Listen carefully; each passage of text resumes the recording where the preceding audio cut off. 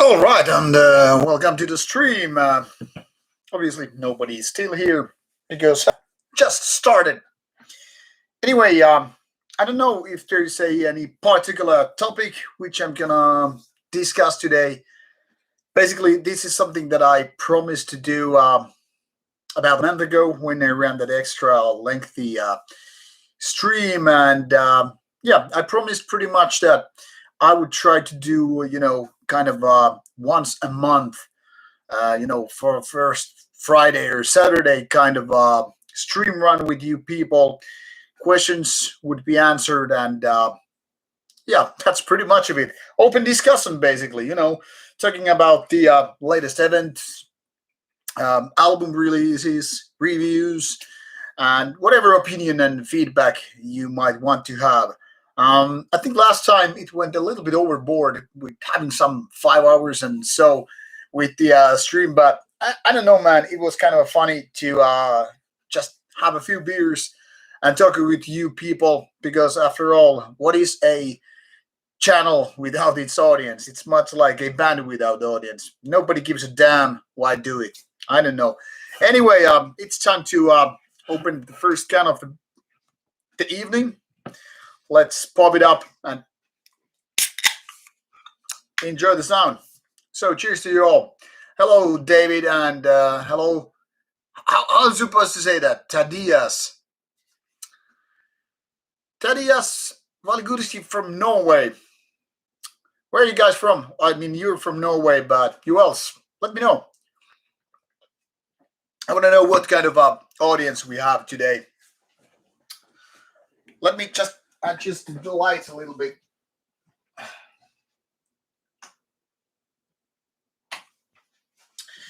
Don't really know if this makes much of a difference, really.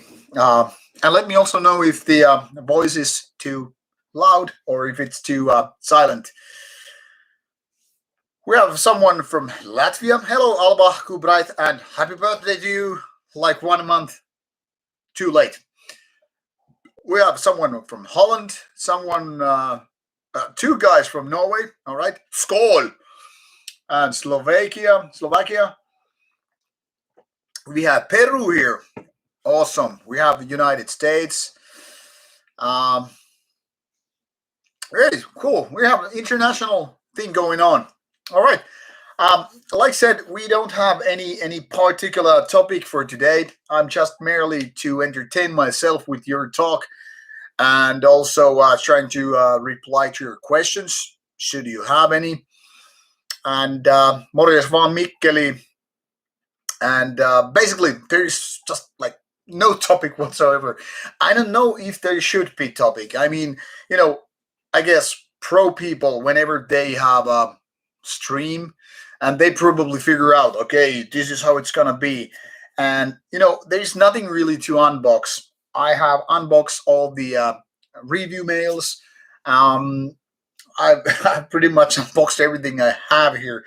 I even unboxed my new soda stream device today so that I could have some, carbonated water. Basically, I'm just going to chill today.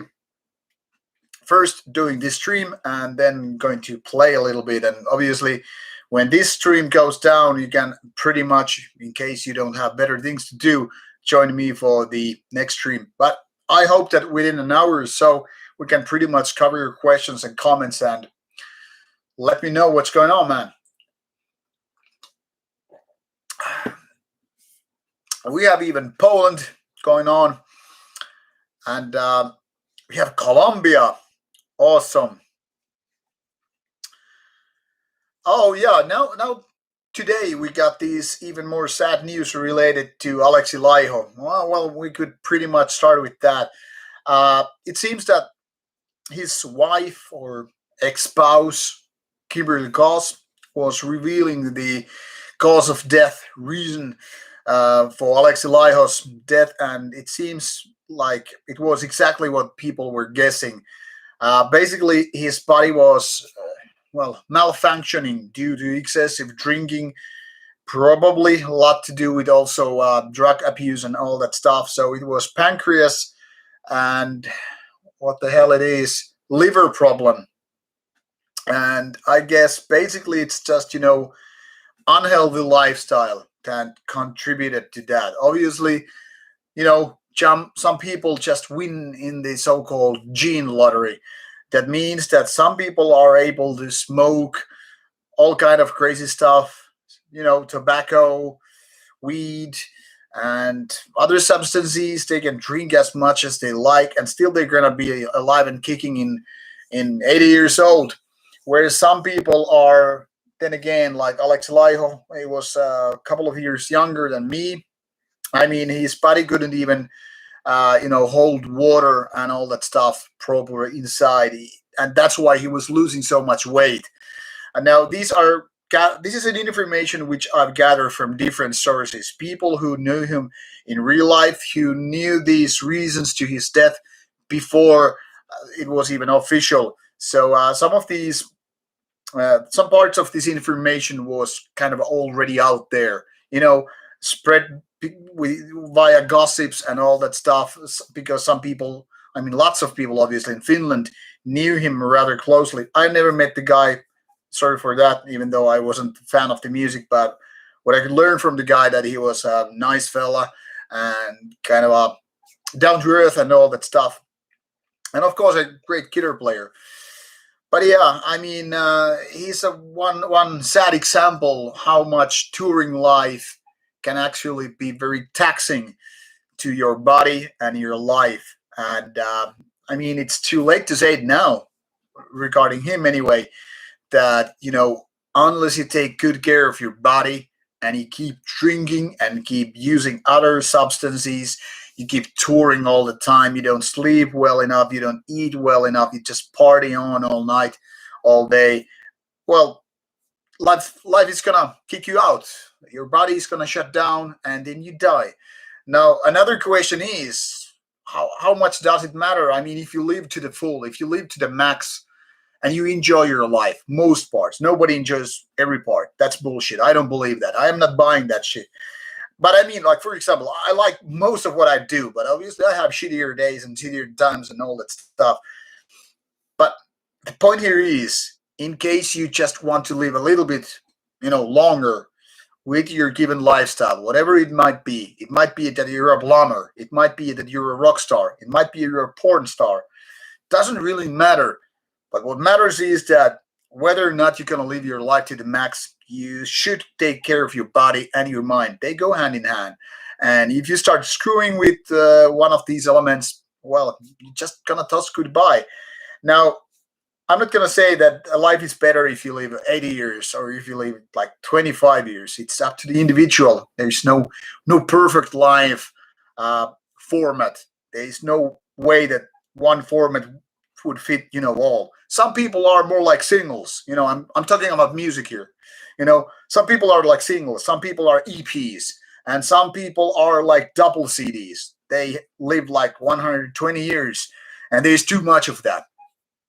So everybody lives in different standards, in different ways, makes different decisions, and we all make mistakes. Well, the key element, obviously, is to learn from those mistakes before it's too late, which I guess wasn't true with Alex Laiho. But what can I say? He's dead now, and everybody who was close to him, including lots of his fans, probably mourn a lot of these laws. And well, things are like that. People die, and sad shit happens. What can I say? Now, reading some of your comments before getting back to these other questions. Nothing forgotten asking what was cause of death. Well, more or less pancreas and liver failure. Like, there was lots of problems with his body. So related to the very lifestyle he had. But that was a very good question, Renan. Hello, Gigantic Wing.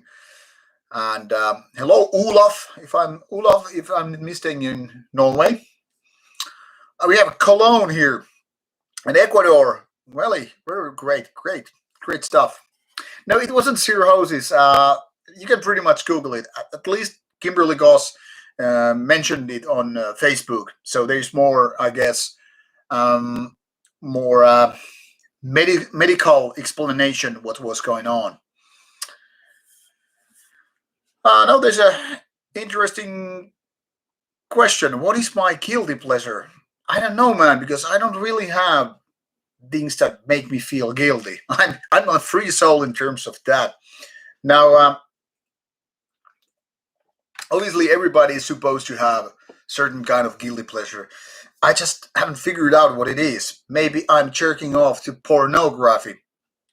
I don't know if that makes me guilty. Probably not. So I'll tell you once I figure it out. But at the time, I really can't tell that I have a guilty pleasure as such. But yeah, like Christian Torres here said that the liver and pancreas alcoholic induced problem, also painkillers, opioids, insomnia pills. Yeah, that's pretty much of it. Quite a cocktail. Yeah. Do I know Polish band Short? No, unfortunately not. The name kind of rings a bell, but I don't think I have heard it. Oh, hello, Hector from California. Great place.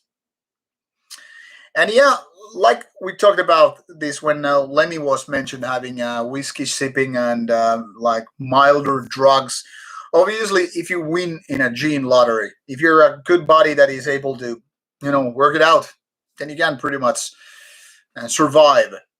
But then again, it all comes down to multiple things like what do you eat, how much do you sleep. It's just not like one certain kind of drug or a substance that's gonna kill you most likely, but the big amounts basically, and obviously the more you do and the less you give your body time to rest and recuperate, the more fucked you are. Pardon my friends, by the way. Crack open some beers. Oh, hello, autumn lose. Autumn lose. Oh, this is autumn. No, sorry. Autumn leaves. Leaves. Let's just leaves, not lose. Yeah, this is my first can of beer. I'm certainly gonna have more beers today than just with this one. But anyway. Armadillo Music is asking, hello. Have you checked Animal Man Machine? I haven't. I've known the name and all that stuff. Yeah, no, yeah. Alex and I also played in Impel Nazarene. That's kind of a forgotten fact that even though Alex Elihu wasn't exactly a black metal guy, he most certainly took a part also in black metal a little bit. Here in this is an interesting comment. Here in South America, Scandinavian people are usually known for drinking a lot, but maybe it's only a myth. Pardon, I have this dry cough coming up. Yeah, well, in fact, it is exaggerated fact that Finnish people are excessive drinkers in terms of like being number one in the drinking habits. But yeah, it's also true that Finnish people drink quite a lot. I think Czech people and I'm pretty sure British people might have been topping Finnish people up, but yeah, Finns are usually quite hard with the liquor. I don't know if it's something to do with that. We have so much darkness and winters are long and people are bored, and then we also have this kind of a shy syndrome. Finnish people not opening up and not talking without booze. I'm an exception. I guess I'm an alien to Finland because I am a very talkative person, as you probably know. I talk way too much, I guess, which makes me a poor example of a Finnish person. So don't take me as an example.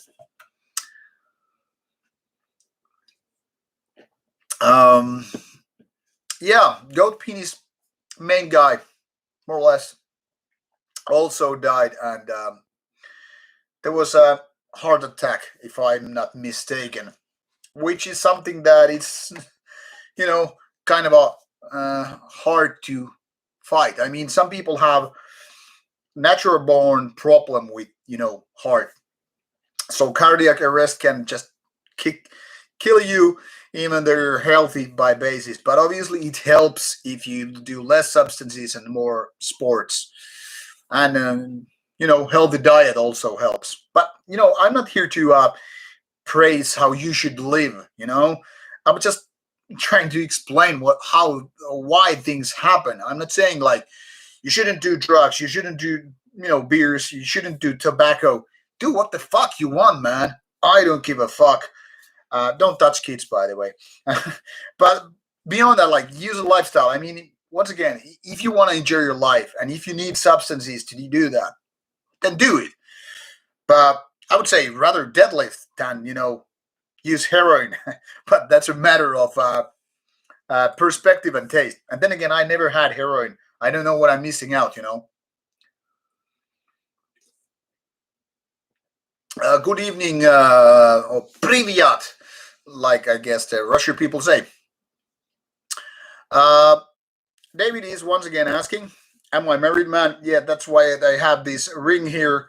I have a ball and chain, so to speak, and I have a daughter who's going to be 7 this year. Not really a metalhead yet, but she's trying to understand why daddy listens to what she would call is something like growling music and all that stuff.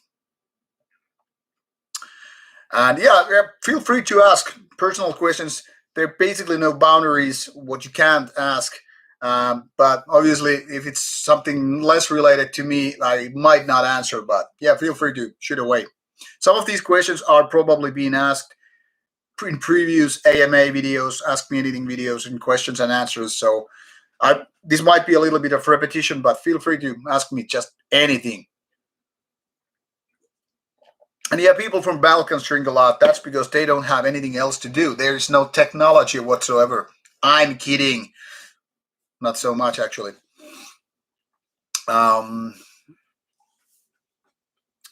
Lésions Noires is best black metal on this planet.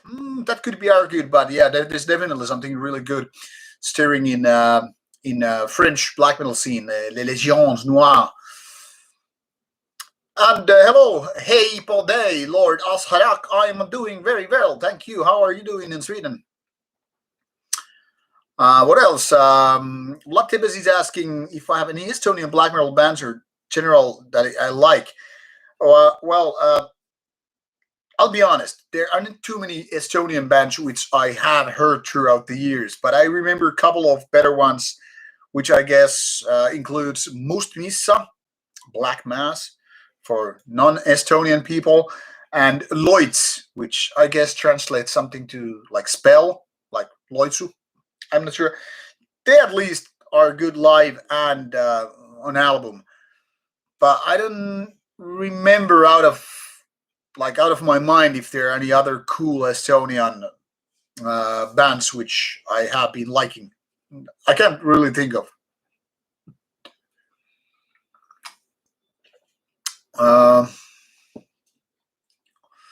What else?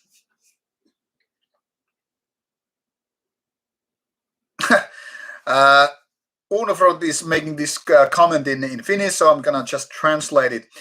Basically, he's saying like when he started to follow the channel, it like couple of months, saying that this channel name is Rauta, which is kind of like the frozen part under the soil.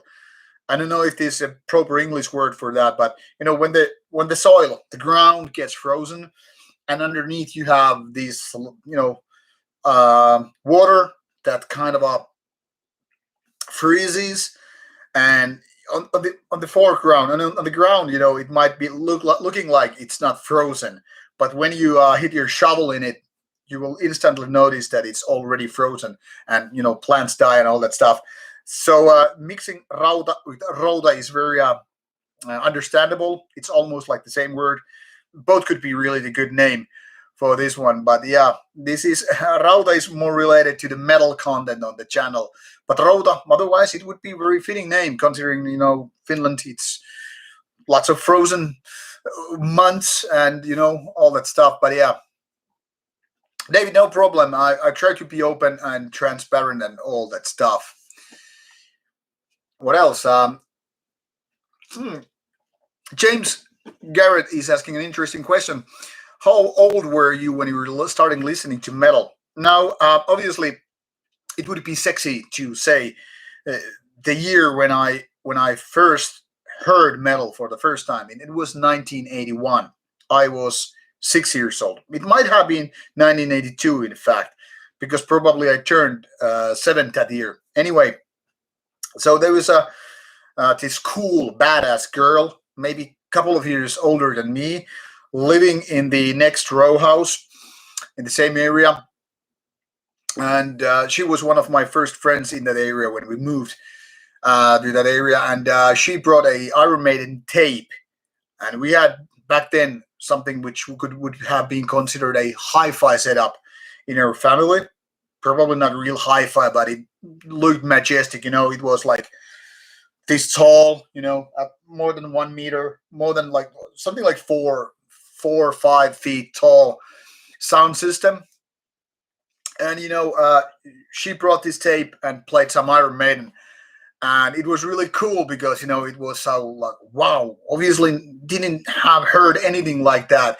I mean, my mom and her husband back then, they were just people listening to whatever radio played, probably some kind of Schlager songs.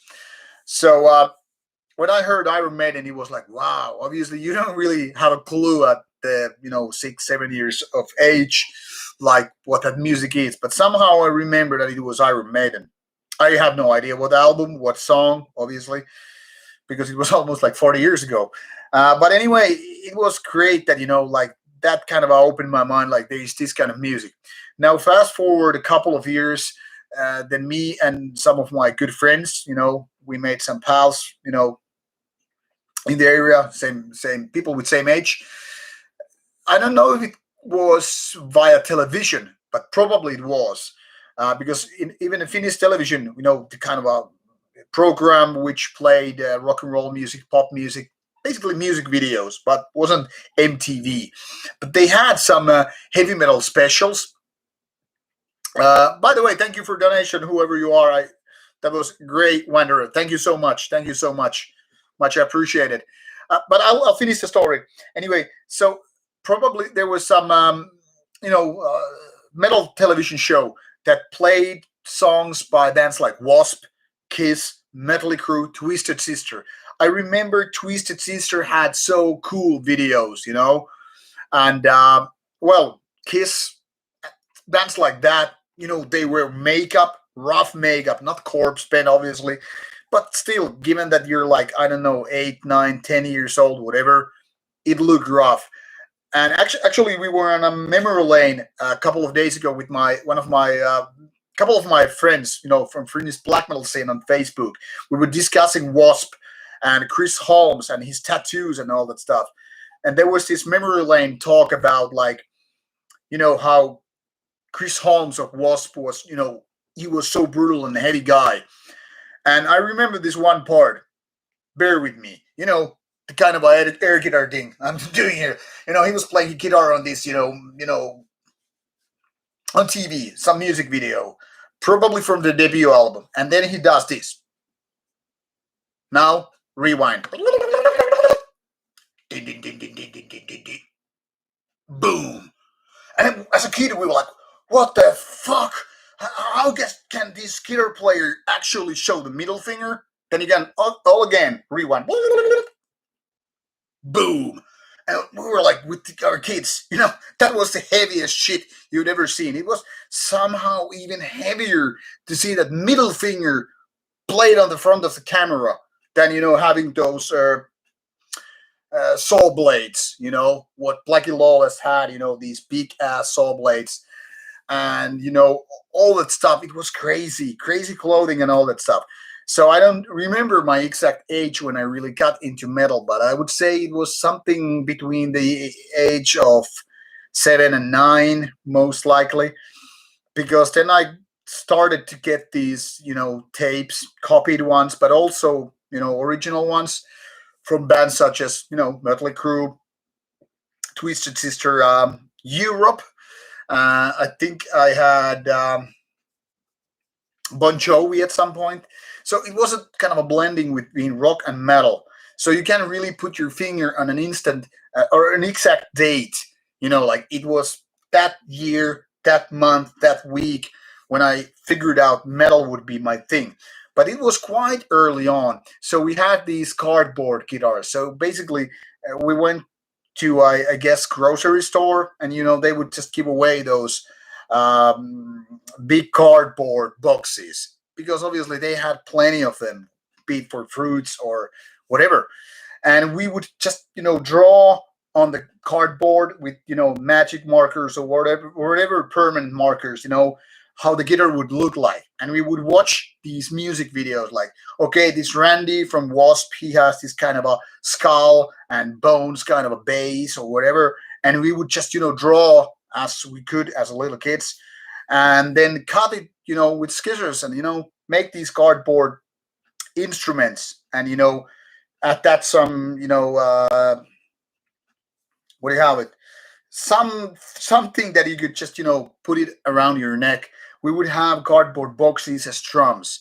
So our first band was merely just what we had, like 3 or 4 guys hanging around, was playing, and we didn't have long hairs, but what do you know, it doesn't really matter. Anyway, we were like, oh yeah, this is our band, and doing that kind of stuff. And that was kind of like nailing, paving the way for metalhead. So very long answer for a simple question, but I guess that had to be explained.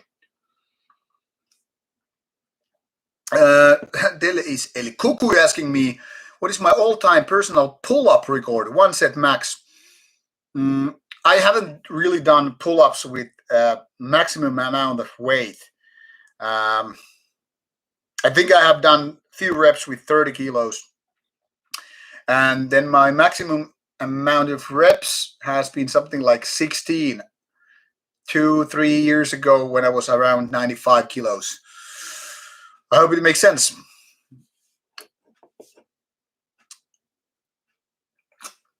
And thanks, Vlad Tepes, for making clearing it out that Lloyd's, it's a spell in English. And hello from Persia. We have some Persian fans. That is really cool. I mean, because after all, places of Persia are not so most metallic ones out there. Tarapitha is, by the way, an Estonian band which I remember listening to. What else? Reading comments. What is the incident happening in Russia with Belfagor getting spit in the face? I don't really know about it. I think I have heard about it, but I don't recall details. And my favorite French black metal band might be Mutilation, or then it could be Vlad Tepes, or maybe early Deathspell Omega. Kind of hard to select an absolute favorite. I'm not that big fan of a French black metal overall, but there's some really good ones. And once again, thank you, Grey Wanderer, for the donation. That needs to be addressed, because I guess I didn't properly address it when you did. Thank you so much. What else? Reading the backlog of comments, so wait for your comments to be mentioned if there's something I can really say about it.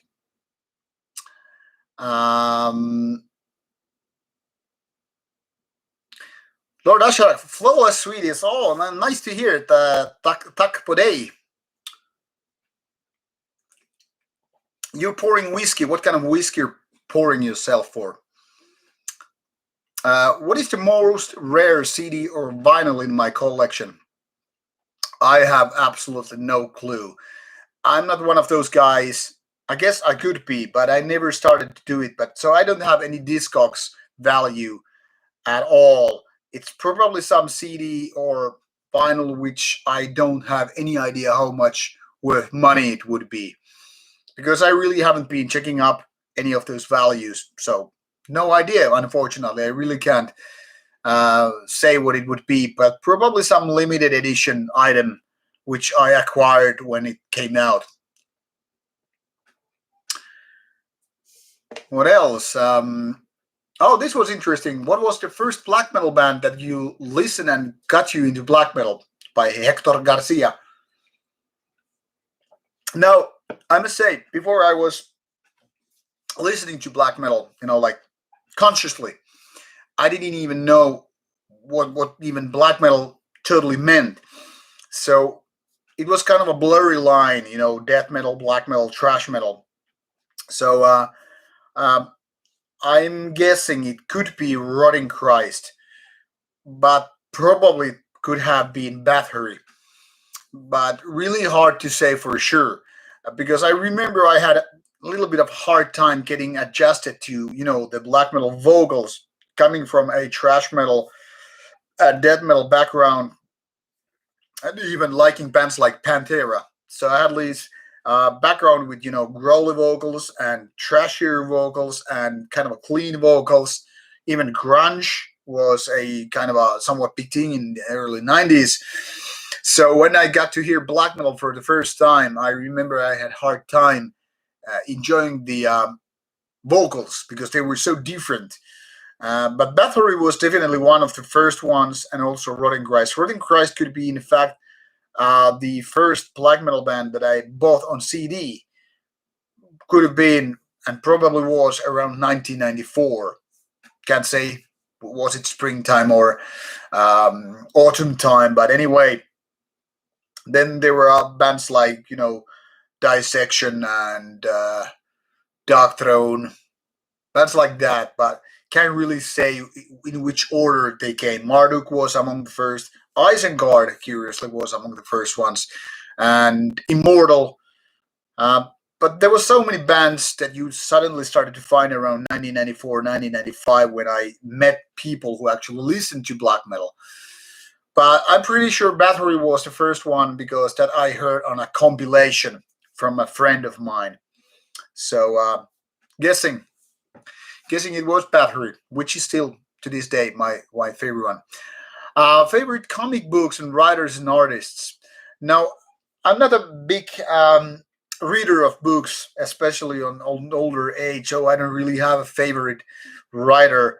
I don't know if I have even favorite artists. I kind of like artists that do very realistic paintings, but the kind of stuff that you would see like some old Conan the Barbarian, well, or more like savage sort of Conan um, comic books, graphic novels, and whatever. And favorite comic books would include, Conan the Barbarian and Conan, savage sort of Conan kind of comic books. I'm a big fan of Marvel, so I grew up with Spider-Man and later on Punisher, Daredevil, stuff like that. But I guess my all-time favorites would be some Conan comic books, and also Nemesis the Warlock was one of the most brilliant one I enjoyed. Afrik is asking question. 31 listening and singing metal half my life. Is it only me, or it feels like the golden age of metal is behind us? Now, yes and no. It's kind of easy to say that everything, the biggest things happened in metal in 70s and 80s. 70s by, having the first bands, Black Sabbath, and then, bands like Judas Priest, Iron Maiden, and so forth. But let's be honest about it. 80s was kind of a golden era. That was when thrash metal became big. That was when death metal got invented, black metal got invented, things like doom metal and new wave of British heavy metal. They started to expand.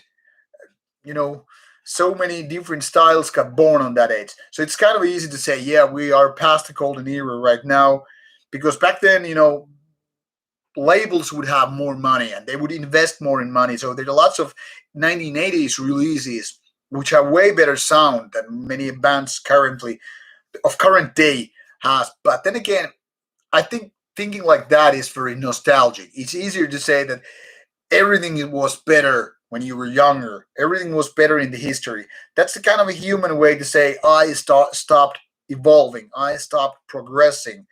Like if everything is gonna be shittier in the future instead of in the past, I think that's a warning sign for stagnation.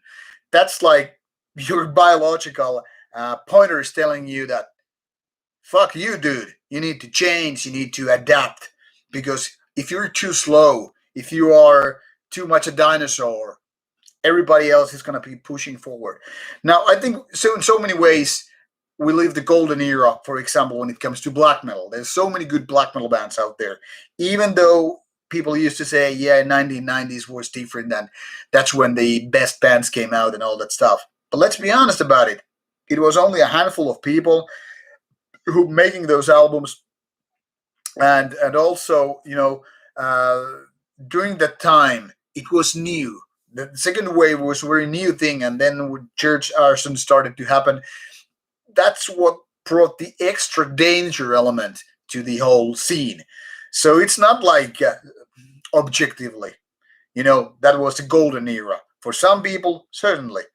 But then again, if you bring a younger audience into the game, into the scene, they might say, yeah, those old 1990s Norwegian and Swedish and Finnish black metal bands, they were not too shabby. So there's a difference when you come into the play. For example, some people are praising totally different bands like me. They're like, yeah, Goat Moon, there's Satanic Warmaster, there's Seal of Violin, and stuff like that. Where the people of my age more are like, no, it's Dark Throne, it's Dissection, it's Bathory, it's Venom. And younger people are like, Venom doesn't even count. They never played black metal and all that stuff. So it depends when you jump onto the boat. Come a little bit too late, and some of those older names feel like they're meaningless. Yeah, they might be pioneers back in the days, but nowadays they're has-beens. So it depends so much, like which age you are, which time you're living, and how much you can go beyond this nostalgia. So I don't think there's a specific age which is like the peak moment. We have peaks and lows, but like in investment business, we're talking about money here. Things go like, it's like waves. You have these low points, and then you have another peak moment, then again low, and all that stuff. So can't really say that we are past the golden era. It might be happening next year, or 5 years, 10 years. Who knows?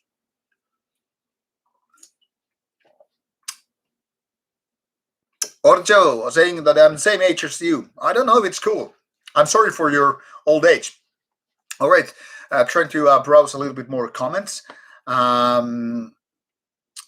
Great wonder, how is the how is this shit week in England? You mean COVID or otherwise? How is England doing with these hard times?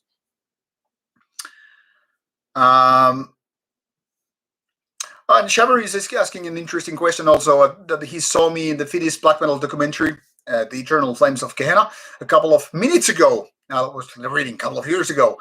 What was my role in the scene back in the day? Well, now you have to understand that, as a fan who came to the scene in around 1994, 1995, barely I knew anybody from the black metal scene because most of my friends were thrash metal guys or death metal guys, doom metal guys, or just more like traditional heavy metal guys or whatever. Back in the days, 1994, 1995, really didn't know lots of black metal guys, maybe one or two. And then in 1996 already, I had this Dark Funeral shirt, which I had bought a little bit earlier. I was in one of my kind of a pal's housewarming party. And then this guy comes to me, this is my Dark Funeral shirt, with pentagram and inverted crosses. And so, listen to that kind of music. And I was like, yeah. I mean, I had been by that time being listening to black metal for a couple of years. And he's like, so you're into that kind of music? And I'm like, yeah. Okay, we got introduced and blah, blah, blah. He tells me he has a band. And I don't know how it later, we were drinking and all that stuff. But fast forward a couple of months, and I'm in a band called Nightside. Nightside being formed in, I think, first months of the year, 1996. This was fall 1996. Suddenly, I'm in a black metal band. It wasn't my first band, but it was my first black metal band.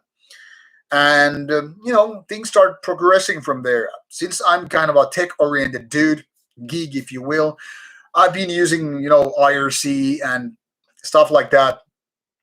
Well, since around 1996 or so. So suddenly I am in, spending my time online, talking with like-minded people, people like guys from Horna, for example. So you suddenly start to get to know these guys. You recruit some of your friends to join the same band. You start doing your own black metal bands, which was very easy for me. I came from a strong anti-Christian background. I mean, I had already been, denying Christ. I have been, divorcing church, and I was very, very much against religion, God, Christ, and all that stuff. So suddenly I'm part of this band, which is exactly singing about these topics. And I get to meet more people who are also interested in the same things. So fast forward from 1996 to a couple of years more, and suddenly I started to know a lot of guys from Finnish black metal scenes, bands from various bands, Horna, Satanic Warmaster, and the like. And, later on you will learn guys from Behexen, True Black Dawn, Enochian Crescent, stuff like that. So from late 90s, basically, mid to late 90s, let's put it that way, and early 2000s, I got to meet a lot of guys who were like-minded, sharing my passion and views about Christianity and religious and all together, and also the music. We had been enjoying the same kind of band. So, in essence, suddenly, because we were like early 20s, we start bonding over music, thoughts, passion. You would talk about endless discussion about how cool certain band is, or how cool lyrics that certain band might have, or how great an evil guitar sound there is. And then you play gigs. You get to meet even more people. You trade CDs and etc. So I could say I have been part of Finnish black metal scene since the late 90s. And it also helped when I started to do these reviews around fall 2001. So a few years later, many people from Finnish metal scene seem to know me not as a band guy anymore, or not only as a band guy, but more like this guy who also reviews black metal, death metal, trash metal. So suddenly I was the kind of go-to guy in Finland, who would be reviewing like bands like Horna, Satanic Warmaster, Behexen, or what kind of Norwegian black metal, Swedish black metal, doesn't really matter. Death metal also. If I was mocking the wrong band, people would be like, "Oh, fucking Cherry! Like, oh, why did you give a good score to that particular album?" And as a frequent visitor to fests and gigs, obviously, and being a very social person, I get to know even more bands. Band guys started to come to me like, "Hey, can you review my album?" And that's how it expanded. So suddenly I was more like this band guy, but more importantly, this review guy who was writing gig reviews and reviewing lots of CDs. But by today, I think I have surpassed some 6,000 reviews. So obviously, a lot of Finnish people way before Rauta knew me as the review guy who also played in a couple of bands. So that leads to all this, that mingling and creating your own network in the scene. How black metal socialize. You see these face in a festival like, "Hey, what's up? I know you from reviews," or I remember you from that band," and blah blah blah. Then you start discussing these topics, because obviously you're not like-minded. Like, "Hey, you hate Christ. I hate Christ. Hey, beers and cheers and all that stuff." So it's all about this like-minded stuff. And I know that me being this kind of a goofy and humorous guy, it also sometimes pisses people off, especially when I'm very straightforward and honest with my opinions and words, and some people can't stand it. But then again, it's some people I get along with so well because they know I'm not a bullshit guy. I'm not gonna lick their brown holes. I'm not brown nosing to get into their, favor. I say what I want, and if they don't like it, hey, too bad. Punch me if you have to. That's it. Yeah, but late 90s.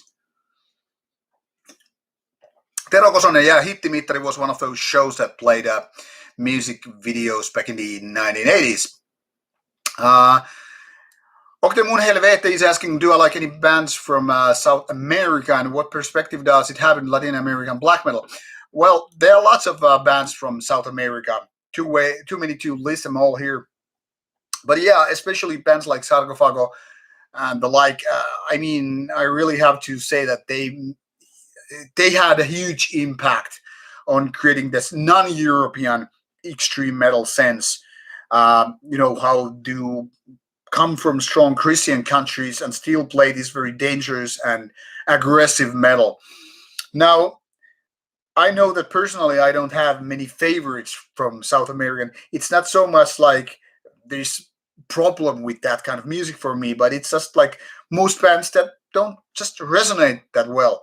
I was quite a big fan of Sepultura for a few years in the mid and late 90s before they changed too much. But then again, it doesn't really have anything to do with black metal as such. What else? This chat doesn't need moderation, says enough. Yeah, I hope it's good. And what else? MTV's Triple Trash Street. That was really, really great. And that was one of those shows that I would get a classmate of mine to record for me, on a VHS tape. And then, watching those videos later on because I didn't have MTV at my, school apartment. Starting at the age of 14, because James Garrett is mentioning it here, I don't think it's late. I think it's your very perfect age to find bands, because when you're like 9 or 8 years old, you really are clueless. You're supposed to just play with your toys, not reading some scary material, with your albums. I think teenage years are the defining age, especially when it comes to music and all. So I think starting listening to metal in the age of 14 is very, very perfect in my opinion. And now that Headbangers Ball was actually mentioned, there was a Finnish Headbangers Ball for a while, and actually audited for that show that was taking place in Finland, and somebody tipped me off that was 2008. But I guess I wasn't experienced enough, and maybe I was too old enough, not pretty enough. So I didn't get the place, but at least I tried to get into Headbangers Ball Finnish edition.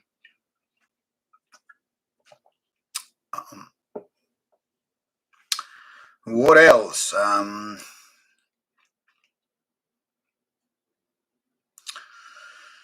Oh yeah, Christian Torres mentioned that I was skinnier in that Eternal Flames of Gehenna document. It was around the same time when I started actually lifting weights, but obviously for the first years I was quite skinny. I did already do martial arts back in the days. I started around 2000. That was actually my second round in martial arts, but basically that's when the active phase started. So back then, I was like 75 kilos. Now being 95 kilos, 20 kilos difference makes a lot, even though I'm not that big. I mean, I don't have big biceps and all, but you get the idea. And yeah, I had long hair, but because of that martial arts, I cut my hair because I was so fed up with all the time. But yeah, people sometimes recognize me like, Rauta, are you the guy who was also in the documentary? I was there, but not kind of a brief moments. Yeah. Hello, hola. Oh, sorry. Oops. Come on. Andre Gonzalez. Hello, man. She's from Mexico. Have I heard something good? The review from Mexico. Suggestions or recommendations would be Infernal Conjuration, Heretic, Ritual, and Altar of Blood right now. Can I say I haven't heard those bands, but my all-time favorite Mexicano band would be Hibalba Itzas. Great, great band from the 1990s. Belgator is pretty cool, and yeah. Do I like Sahti beer? I don't think I have ever heard Sahti. Can't really remember that. Favorite Cannibal Corpse album? Now that's a tricky one because I basically never listened to Cannibal Corpse that much, unless for like 3 years ago or 4 years ago when I went through the whole discography back then, and I was surprised how many albums I actually liked. But there's lots of albums that I've heard only once, so I really can't pick a favorite because for a long time I figured out that Cannibal Corpse is not, my band, so to speak. So yeah, I don't have a really favorite from that era, but I figured out that I need to listen more Cannibal Corpse.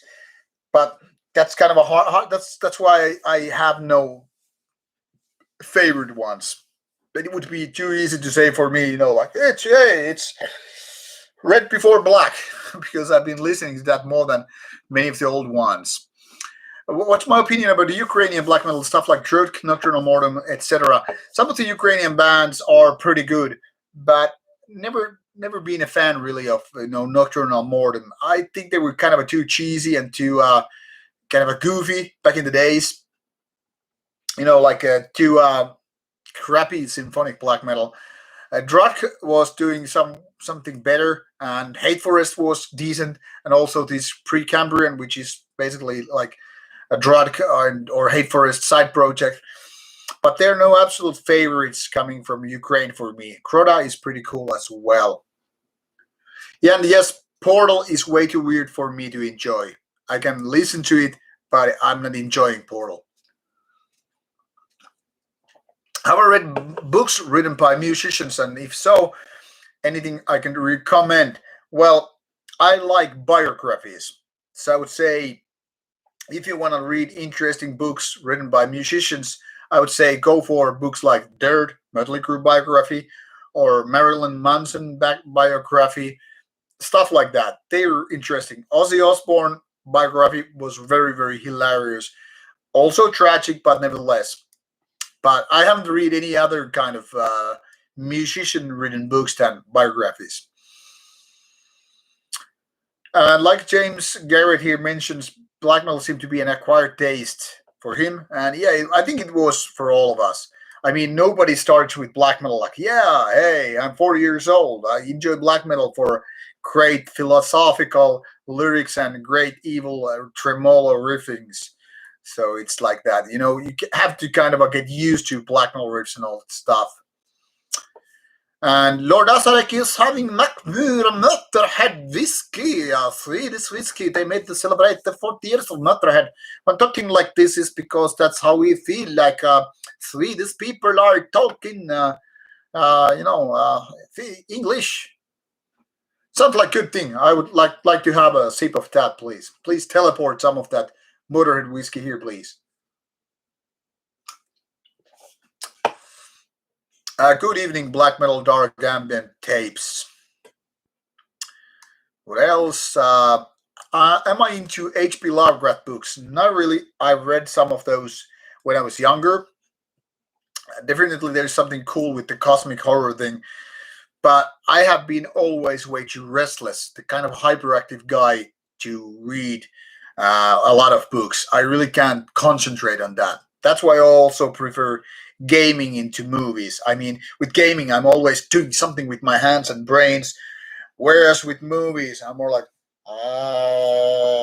zombie.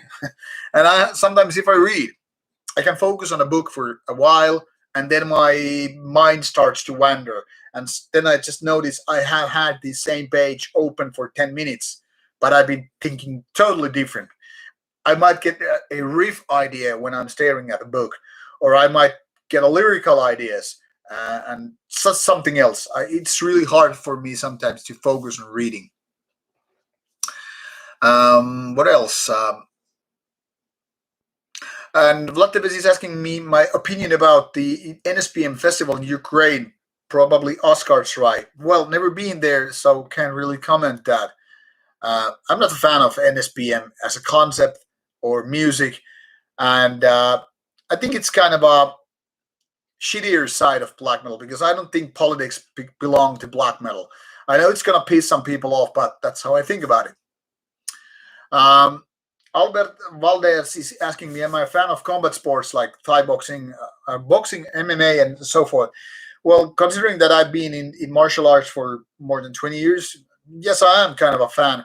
And at some point, I watched UFC very actively, but that kind of faded away over the years because UFC wasn't that much available here, not for a decent price anyway. But I basically am still interested in combat boxing and MMA and all that stuff. Now, curious thing was in a work related event some 4 years ago, I think I actually got to spar a little bit with Makwan Amir Khani, who is actually from the same city as me. Uh, he was a kind of a visitor, like an invited guest to this event, which was about Street Fighter 5 game. And journalists who were invited could also do a little bit sparring. Me, as one of the hosts, I also got a little bit of a sparring to do with Makwan Amir Khani. Very interesting. Different kind of celebrity than versus, I don't know, meeting guys like Ihsan of Emperor. So it was interesting. What else? This is a funny question from Hector Garcia. If I could be any superhero from the Marvel or DC universe, who would I be and why? I would be Galactus. I would be consuming, planets. Or then I would be Thanos, destroying half the population. Because, I mean, why not? But let's be honest about it. If I had to be more down to earth, I guess I would be Deadpool. I could be killing people, making terrible jokes. Sigari Sakai was basically asking how I got to know Satanic War Master. I guess I explained it when I got into black metal scene in Finland. I think I got to know Lauri or Satanic War Master via IRC back in the late 90s because we had mutual friends and we talked online. Ver is saying, hi, Jerry. Hi to you. Any chance to get an interview with Nuclear Holocaust Vengeance? Actually, Beherit interview with Nuclear Holocaust Vengeance has been in talks, in works since November last year. And we were already supposed to do it by now. But he's a cautious man when it comes to COVID. And obviously, we don't want to risk anything. So I'm going to meet him at some point in Helsinki area and do a Beherit interview. But when exactly, I really don't know yet. I hope it would be this spring, but we will see because things with COVID are getting worse right now. Silver Snake is asking, like, Finland is the happiest country in the world because they drink so much alcohol. Actually, alcohol is lessening the happiness, but in general, Finland has low corruption. We have quite good police force here. Crime rates are relatively low, and we got so high taxes, it makes us happy.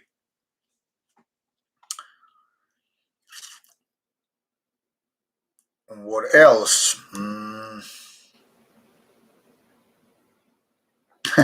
Delirium is saying all a bunch of posers need some poison ruining your shitty lives. I'm saying Rauta rules. I don't know. That's a weird way to say because at least I haven't heard poison ruin. So maybe I have a shitty life. I don't know. Finnish people look so much more aggressive than Sweden and Norway because we are more aggressive. But yeah, Berit is interviews in works. And Rabbit Sammy said suicidal tendencies, not 89.95. I'm actually thinking of doing a suicidal tendencies classic review because it's one of my favorite bands. What else? so much comments here, and I'm lagging, with the backlog. Jack and the Wing is commenting, I like when you interview guys who press the subjects about Satan because are often lost for words and can't really explain their faith. Yeah, that's the reason why I want to push these black metal people about Satan, because so many people seem to write about Satan and talk about spirituality, they speak about religion, they speak about this and that. And when asked about those questions, they're like, "Oh man, it's a hard question." Like, hey, why do you have concept of Satan in your life if you can't explain it?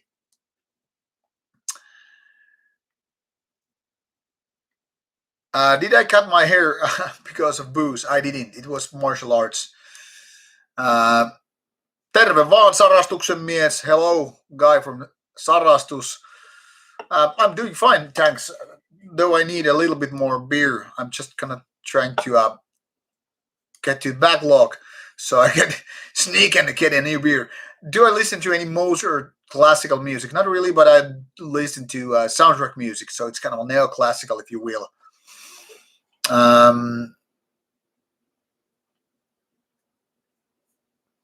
Oh, that's an interesting story about Belphegor. I'm still now reading these comments, but yeah, shit happens. And this is a very interesting comment from Damon Scott. Why there's so many SJW, so social justice warriors, libtards getting into black metal nowadays? To be honest, I don't know. I mean, for example, if you hate coffee, why would you want to drink coffee? If you dislike the concept of black metal, why the fuck would you listen to black metal? That's something that really puzzles me. So I don't know. It's hard to understand these kind of people.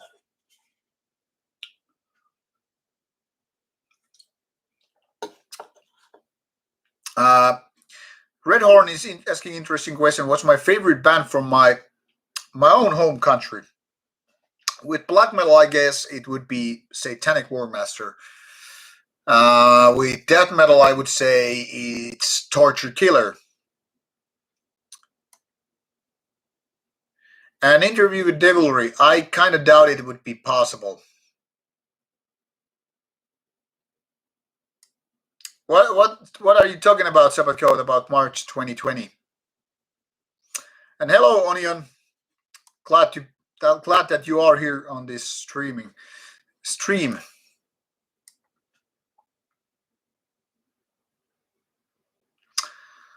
Greek black metal bands. Well, what about them? They're good Greek black metal bands. My favorite would be Raven Cult, even though it's not so Greek sounding. But Celtic Frost, Running Christ. I was going to say, Running Christ, Zemial, Kavir, Varatron. Bands like that are pretty cool, and they definitely have their own sound.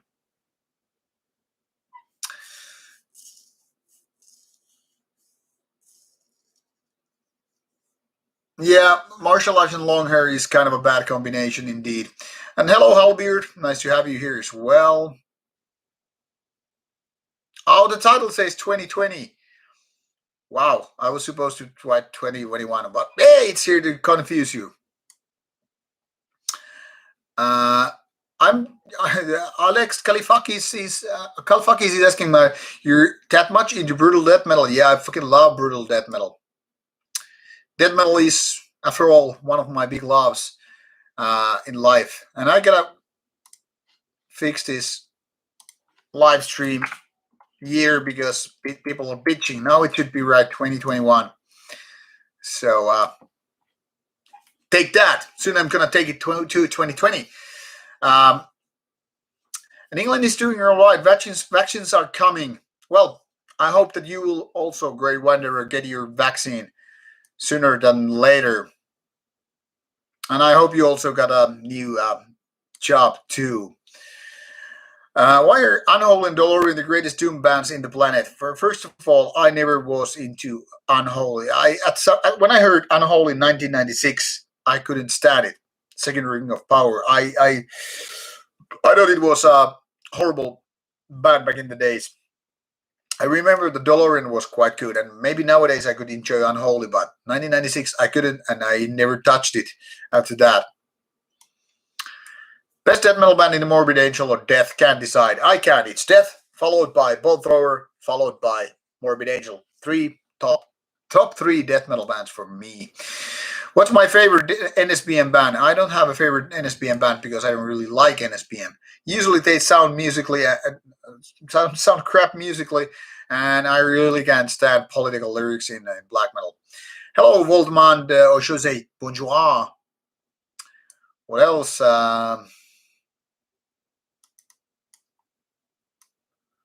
Have a hard time scrolling down the backlog. What's my opinion of last album of Glaciation? Haven't heard it. Can't comment really. Hanoi Rock's biography sounds like good book to read. Yeah, that could be a great thing. I have heard latest Hate Forest album. I just didn't get a review copy, so I'm not gonna review it. And Pussy Mystic, what a great nickname. What's coming next? Kalman Kantaja. Did Kalman Kantaja interview last Saturday, and it's under edit right now by my editor. So I hope to get it out for Rauta Patreon supporters next week, as soon as possible, basically, and 1 week later it will become public. Magic 69 is asking about wheelchair in the field. Might have been Enochian Crescent. Goatmoon also used wheelchair in some of the cover images, and also live. And Rabbit Sami, yes, hi vaan kaljaa sieltä välillä. Best Polish band. It's easy. Moi, followed by Graveland. Graveland and Moi. They are definitely my favorite ones. Can I recommend some kind of martial arts? Totally newbie. Well, obviously with COVID situation, it's hard to recommend anything. But basically, whatever you can get into. First, martial arts is an entry level thing, so it doesn't really matter what kind of stuff you start with. You can always change style and all that stuff later on. 1914 is a Ukrainian band I should probably like. Yeah, I might. Yeah, the Memoriam interview was very much fun to me because fan of Carl Willets of Bolt Thrower. Word is that I'm scared to interview him. Who would that be? I have no idea who I'm too scared to interview. I'll take the challenge. Just arrange me the interview, and I would be ready to do that. And greetings from Greece regarding Berit interview. No problem. What will happen to Nergal? Guilty or not guilty? Hard to say because Polish government seems to be quite shitty, to be honest. I hope he is not found guilty, but if he is, he will be a martyr, and if not, well, it will be a win for us, metal community. A single malt whiskey, Bill Specketh. Oh shit! Hey, guess what? I also have some single malt whiskey here. Take that. This Lagavulin bottle. This double matured has been going on with me for quite some time. Gonna take some carbonated water. I got just a new soda stream machine today. Where's my glass? Whiskey glass always nearby. And not just any glass. It's a James Bond whiskey glass. Din din din din din din din din din din din din din din din din din din din. Mr. Bond, are you ready for some whiskey? Yes, I am, sir. Very much so. Do I like ice hockey? Not really. I've been in ice hockey games, but not really a fan of it. I have talked about possibility of interview with Fergjord, Swellgrinder's friend of mine. Yes, we haven't arranged any kind of schedule with Valgrinder, but definitely Fergjord is still possibility to do that. But I don't know when. COVID has ruined so many interview possibilities. So yeah. And is it lucky asking me, have I ever been to Mikko Aspa's music shop in Lahti? Curiously enough, nope. But I've been in Mikko Aspa's home. Actually, spent the night there some 4 years ago. I was invited to his birthday party. So, haven't been to his store, but has been to his home. Weird. But yeah, let's keep our thumbs up for Fergjord interview. And I don't think Nergal is a hipster. Nergal is more like a rock star. There's a definition, for hipster and definition for a rock star. Nergal is definitely a rock star. Do I know Kitron from Chile? Unfortunately, I don't. Black metal was supposed to be satanic and shock. Well, that's one way to put it, but I guess people are clueless. What else? Yeah, Spellgod said, don't give a fuck. That's, in my opinion, a very good thing to say. But then again, let's be honest about it. We always have to, at least a little bit, to not give a fuck. I mean, hard to say. It depends. And why is interview with Satanic Warmaster all blurred up? Because Satanic Warmaster himself asked for that. Thank you, Waldman, for your words regarding Stargaze and Horna. And why Devilry would be no-no? Well, there are bands which are not, ready to do video interview. So that's that. What else? I just managed to scroll this too much. Kaunis Kuolematon Band. I haven't listened to that. What do I think about the Mork album released today? Haven't heard it. Neoclassical music. What about the last thing with Isan did with Those Shall Suffer? Haven't heard the latest thing with Those Shall Suffer. Nabil Moon, hello. Now welcome to the stream. I'm still reading the back scroll. Yeah, Rook is not dead. Definitely not dead. Rook is doing very fine. Do I like bands like Severe Torture? It's pretty okay. Disavow, Pioneer, Brutus. Those I don't know. What else? And Second Ring Power is weak album. Understandable. Well, good. I'm not wrong with that. Then again. What else? Talking about Sota Jumala. Sota Jumala features Infection, that is Mynni from Horna and other bands like Bithas. Sota Jumala was pretty good band, back in the days. And do I like the last Inquisition album? That's an interesting thing because I finally got it for review today. And I was going to release the review today as well, but then I figured out it would have been out like 30 minutes ago during the stream. So my Inquisition review is postponed to Monday. But yeah, I can say I liked it quite a lot. The review will be out on Monday. What else? Yeah, Boss's guy is one of the wheelchair guys, but he's not a Finnish guy.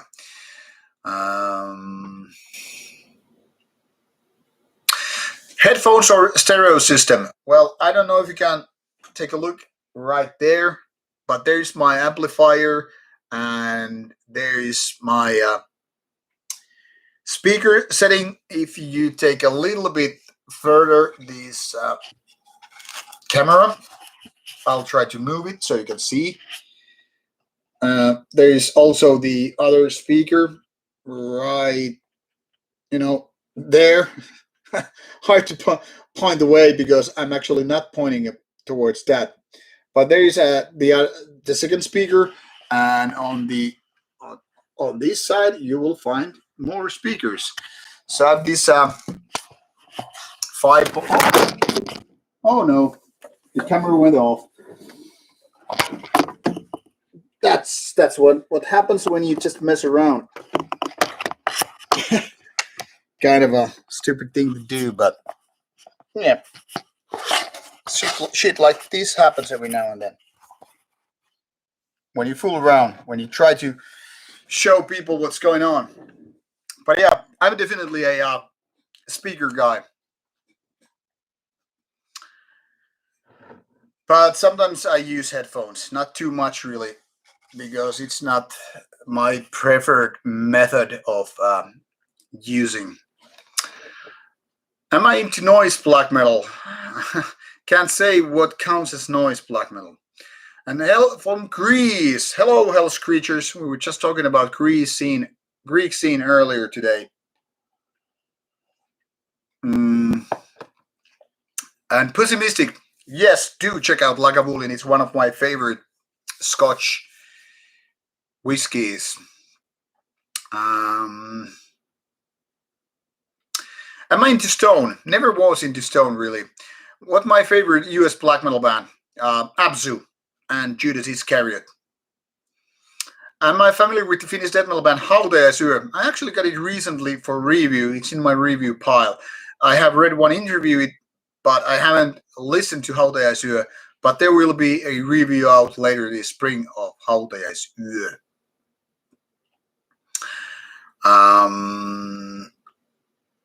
What's my favorite James Bond movie? Casino Royale. I used to like the earlier James Bond movies, but And what it says on my forearm here, it says Memento Mori, which is the Roman saying like, remember your mortality, or remember that you will die. Basically, it is a reminder for people that, everybody here dies. So make your life worthwhile. Kind of a morbid text related to death is actually a positive message. Here on the other side, it says res non verba, which means things, not words. Now, it's kind of ironic to get us because I talk a lot, I write a lot. So obviously, words are my thing. But let's be honest about it. Bullshit falls down when there are actions. There's so many people like, hey man, I really need to quit smoking. Then do it. Don't just talk about it. I need to go to the gym. Go to the fucking gym. Don't talk about it. I need to lose some weight. Well, start fucking acting. That's where res non verba comes in. Don't tell me you're gonna write a riff. Write the fucking riff.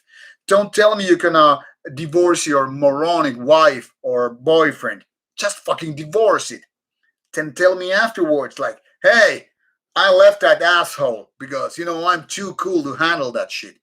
So, res non verba. Things, not words. Things also including actions, not only items, obviously. What else? Who's my all-time favorite death metal hero? Chuck Schuldiner. How's life in Finland these days? Well, COVID getting worse, so it could be a lot better, but my life personally hasn't changed that much. Even though I haven't been able to go to the gym and I haven't seen any gigs for a year. But other than that, yeah, pretty normal life. I have my own home gym, and my work is pretty normal, so can't really complain. What else? Yeah, I'm not a fan of Nsbn band, but Satan Warm is one of my favorite bands. Yeah, I do know there's a little bit of like, hey, how can you say that? Ask is saying need Rauta merch ASAP. Well, curious enough, I added some Rauta merchandise on the Patreon side. So if you take the highest tier on Patreon side and you sign up for that. You get CDs and you get Rauta merchandise. There will be other options later on for shirts and all that stuff. Hello, Hannibal Burgers from United States. Which part from United States you are from, if you don't mind me asking? And hello, Waldman. Let's raise glasses. Hopefully someday real life. What else? Hello from Canada. Which part of Canada we're having here online? Satanic Platypus. That would be my grindcore band name. And now I'm catching up because already Camera Falling Down was mentioned. No, do I know a band called Henker? Unfortunately, no. Hello, Alex Rose, my favorite Irish person. What else? Greetings from Poland. What's favorite Polish band? No Nsbn or Graveland. I don't know if I have any other favorite Polish black metal bands beyond Graveland and Nsbn. I kind of like some parts of Behemoth, but not all of them. And hello, Brian Mons, nice to have you here. Morjes, Finn Wraith. Mitä äijä? Mitäs tässä? Sano Ritari Assa. Terve vaan. Onion, don't be sorry about getting drunk. It's totally fine. It's Friday anyway. And Alex Rose, you have the toughest lockdown in Europe. That's because you're Irish pricks. You're so gingery. You need a special lockdown. And Vlad Tebes, I doubt Pundala Rock will happen. But we'll see. We'll see. Hello from Argentina. Hola. Bring all my love to Argentina. Latin people, very great people. Inferno Festival. Are you talking about Inferno was postponed? Are you talking about Inferno in Norway? Hey, I'm actually getting back to this backlog after my strong talks. Hello, Zelan Zila. Nice to have you here. How are you doing, my friends? It's been a long time since we last spoke. Why don't you have better things to do than join my stream? But anyway, it's nice to have you here. Say my hellos to mutual friends as well. Newfoundland. Well, that's a peculiar place, I guess. I don't know shit about that. Hello, Tristan.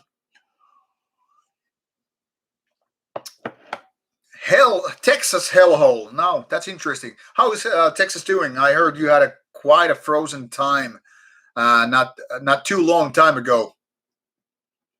What's my favorite traditional heavy metal band? Does Metallica count as traditional heavy metal band? I guess not. Manowar, Wasp, do those kind count?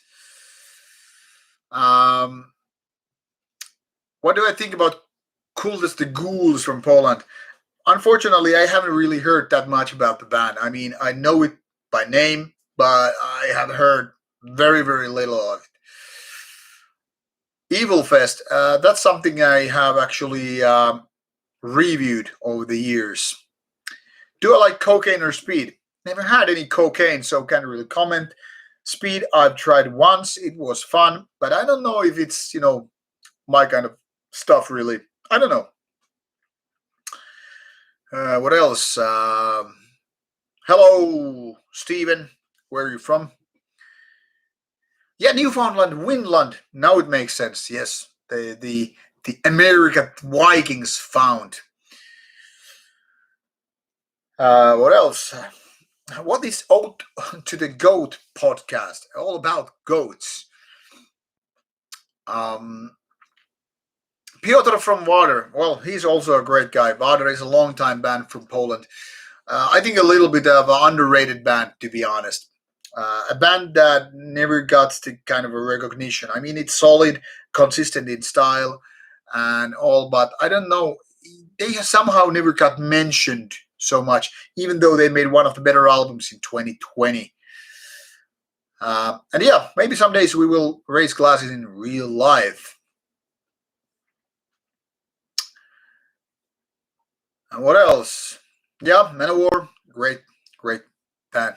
Oh yeah, Brian, I should remember that he's from Quebec, the French part of Canada, they are very, very angry towards the English-speaking Canadian people. Fuck off, English people. We are Quebec, and we want to have a country of our own because we have great black metal and we have great identity. But Canada, please help us with the army. Help us with the military. All right. So much for my Quebecian impression.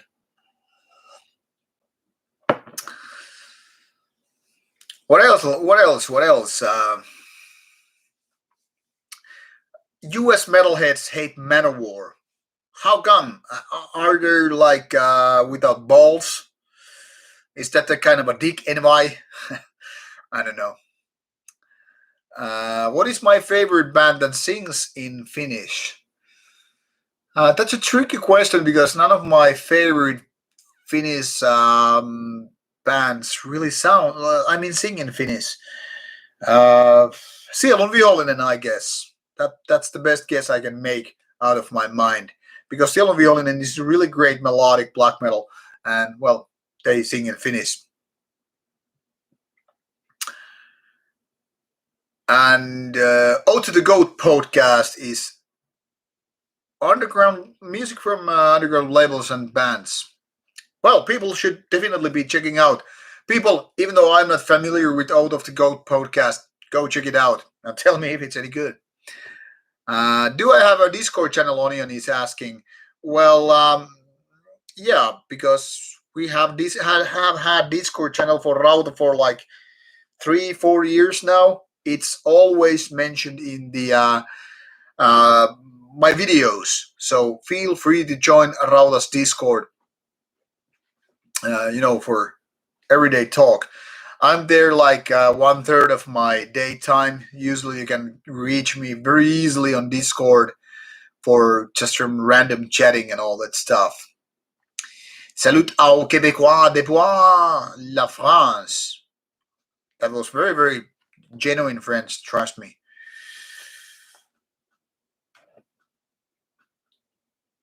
Do I like metallic sounding crust punk? It can sound powerful, but I'm really not a fan of it.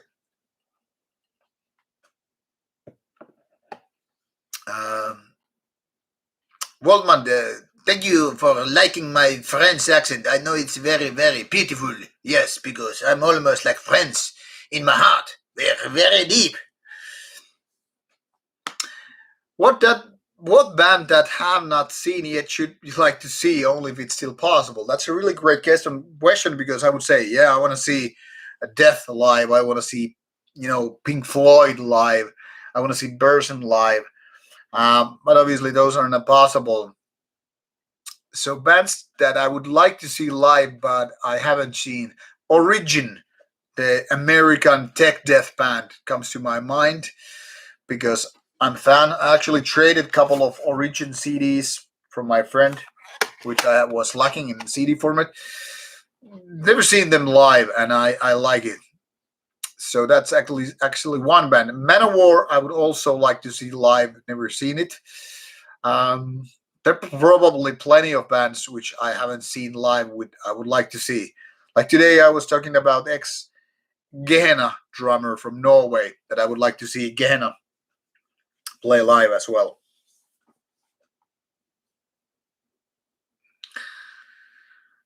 What are my thoughts on Psychonaut 4? I have no thoughts. Not on Psychonaut 4 anyway.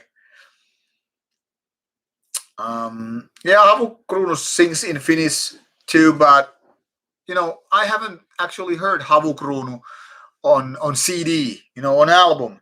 I've seen them once live, and it would have been good, but the sound was pretty bad. But it's something that would probably be, my cup of tea, and I hope to get, review and proper listen Havukruunu at some point.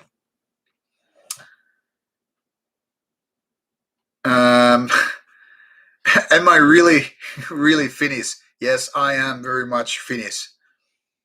Beck.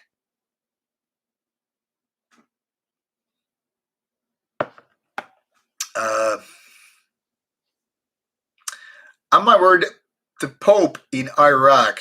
Why would I be worried about Pope in Iraq? What the fuck?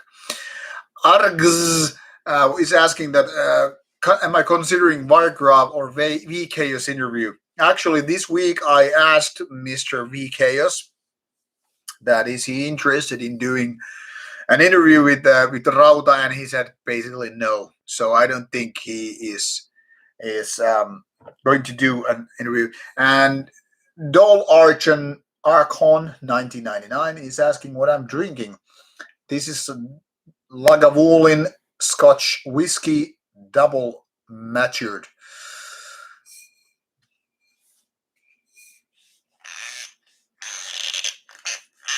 And yeah, Horna is also singing in Finnish and Fergjord also, but I guess I still would be picking up Selvon Vihollinen.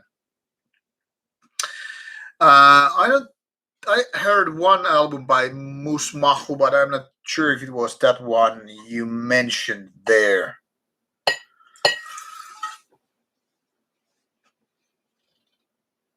And Brian Mons is coming from Dutch background. That's interesting.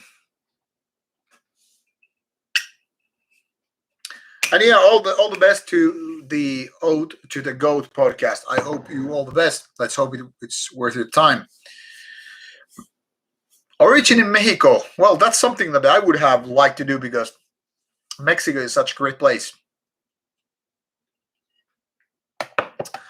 Do I like Branicalt? I haven't heard much Branicalt, so I don't have deep opinion about it, but I have heard some. I think at least the name is so familiar that unless I'm mixing it with something else, I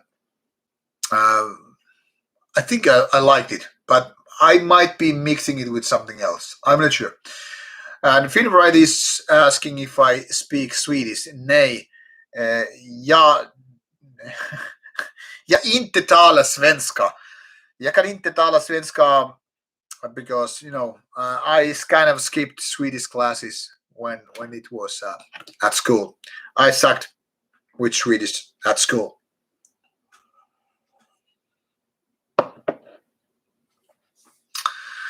And Jay Goldstein reported this channel as racist and anti-Semitic. What the fuck? Like, on what grounds?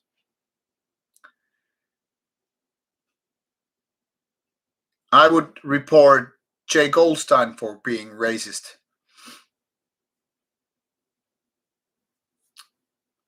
Yeah, Sotajumala also sing in Finnish, but it wouldn't be my favorite one.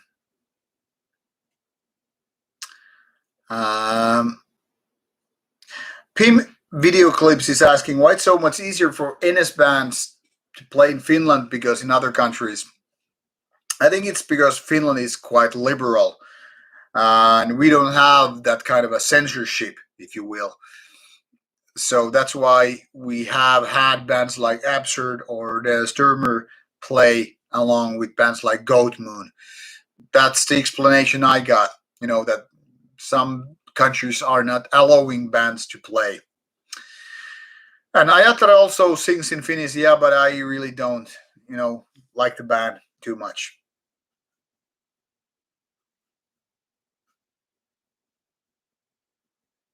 Finland must not have many Jews. Guess not. We don't have apple juice. Which interview was the most awkward? I guess it was Aura Noir because the band was kind of I don't know. They were not very, ready to do the interview for some reason. I would say give it a go. It was my biggest disappointment in interviews because I like Aura Noir a lot, but the interview was like the worst one I've ever done. Not only because of my questions, I'm totally not taking the whole responsibility, but the band that I interviewed was somehow, I don't know, as if they were too tired or not interested in doing that. Even they just wanted to do the interview because they were like ready to do it, and the channel was quite small back in the day. So I don't know why it went like that. Best onstage banner I've ever seen. I really don't know if I have seen anything interesting in that sense. Warlock didn't sing in Finnish as much as I remember. Any good movies about metal or other kinds of music? I don't know if there are any good metal movies I've actually seen. Um, well, Lord of Chaos was better than expected. Let's be honest about it.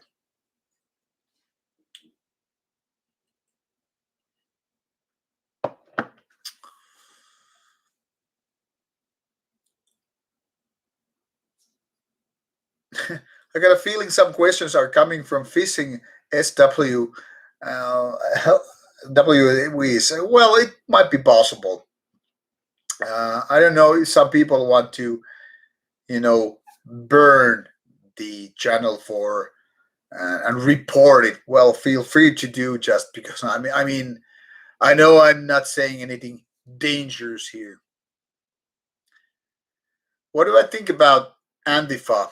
Well, I think they are trying to mark so many bands as anti-Semitic and how to say racist, which are not in fact actually that at all. So they kind of lack evidence. So I think they're, what's the saying? How the saying goes? Shooting in the dark. They're just trying to, use a machine gun in darkness. You just go and you hope it hits. So they are definitely hurting metal community as whole because they're just trying to label so many bands as Nsbn bands or whatever, which are not that. I don't think it's actually helping because it's like there's like this saying. Okay, these are the goalposts. I'm gonna use the whole screen here. Okay, these are the goalposts. Once you say this is too much, and then you move the goalpost here. Okay, fine. Then this is the scale, right? And then you move another time the goalpost. It becomes here, and all this is forbidden territory, right? So then you move it another step, another step, and another step. You get my point. Now this is all that is allowed, but nothing from here. Everything is forbidden. So once you start moving the so-called goalpost, once you start restricting things which are not just um, school safe, if you will, that's when you are asking for trouble. We might just start censoring all rock and roll music altogether. We could censor hip hop. There were lots of racial slurs, lots of anti-establishment things. If you go fuck the police, okay, suddenly like okay, we cannot just shut it down. So I think Antifa is doing. Uh, it's like it's hurting the whole scene. Not black metal bands, obviously, just but everything.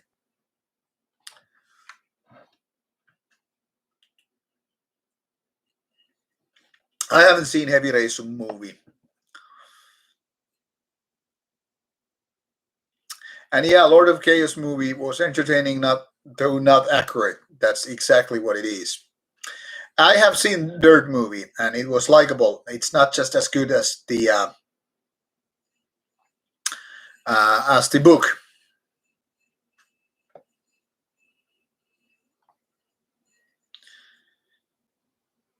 What else?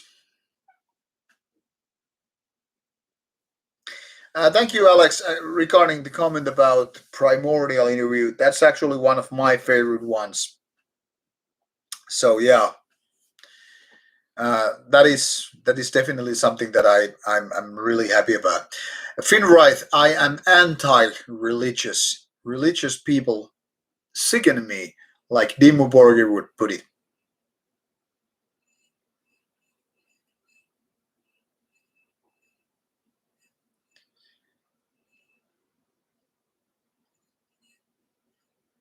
Hello, Long Island. Hello, long time no talk, Van Nocturne. Nice to have you here. You want to hear Finnish metal with clean vocals. Besides Korpiklani, which bands do you recommend? I don't really know how many bands in metal scene actually sing in Finnish and clean vocals. I can't think of any. Cheers, Waldman, for your comment. And yeah, Morty's interview was fun to do, definitely.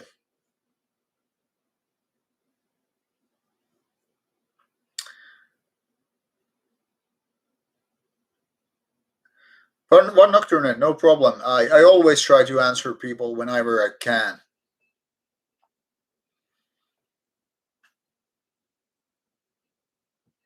What is Pope of Rauta? What does that even mean? My problem with Antifa is that they could be, doing the right thing. Definitely. I mean, there's nothing wrong with, protecting, like human lives. As much as a misanthrope a person can be, there's nothing wrong, per se with the idea of Antifa. The thing is, they're executing it wrongly. And that's my problem, because they're targeting bands that are not fascist at all and trying to paint or mark those bands as fascist, which when they are not, I think it really annoys me. So they're basically a good idea that is, flawed by human beings.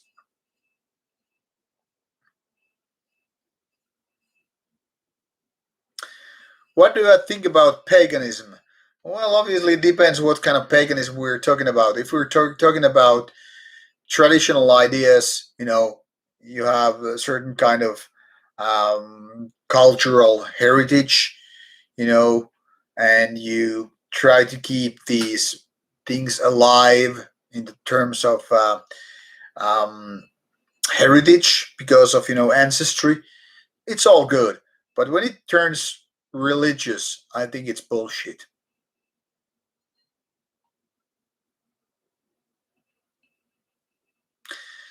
Well, Finbright, I haven't really met religious pagans, so it's more of a theoretical question. But in general, yeah, if people are religious, it doesn't matter if they're like worshiping Satan or Jesus Christ or Allah. By default, I think religious people are mentally sick. Yes, I'm that much against religious thoughts because it's not really thought. It's much like superstition, more like. And yeah, I'm a very secular person. I'm very much a atheist, and I know I have said some harsh things about people who are religious and not necessarily Jesus and all that stuff. But uh, in general, I think religious mind is a kind of a sick mind, if you will.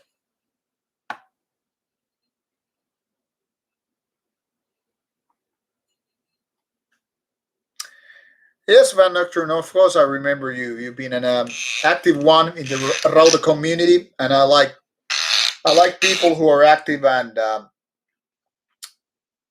being around for a while. So obviously it's really nice thing to have. So thank you being part of the community.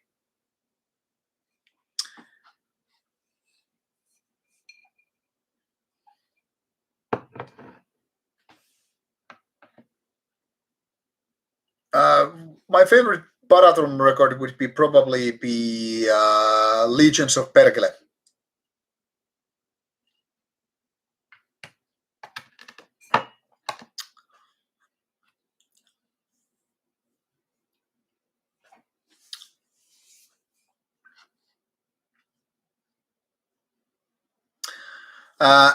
Eric Oi is asking, do I know any bands that sing about Finnish mythology? Well, first comes to my mind, Amorphis is kind of the obvious choice because of they have been singing about uh, Kalevala, the Finnish book of myths, for so long. But there are obviously other bands. But I would say start with Amorphis if you haven't. Uh, Carlos SM is asking, what kind of the deadlift do I practice or like the most? I'm more of the conventional style of deadlift. I actually have some knee pain when I'm doing the sumo style. Sometimes I warm up with sumo, but usually I don't do it, and not with heavy weights. But I don't know. Both ways are okay if you can do it.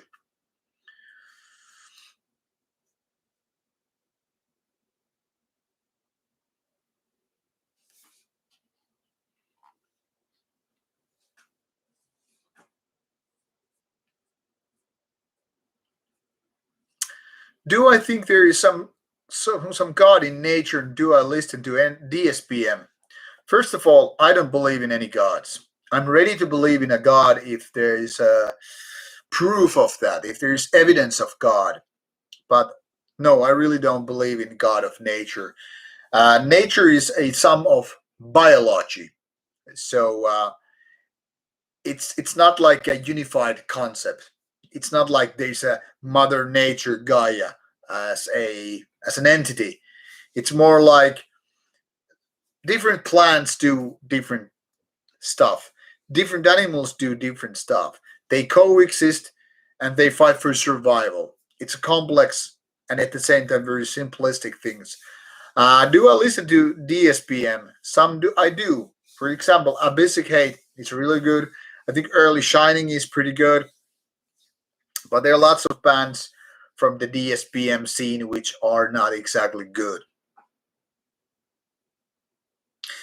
And thank you, Onion. Yes, I'd like to see that this is a community about music first and foremost, less about politics.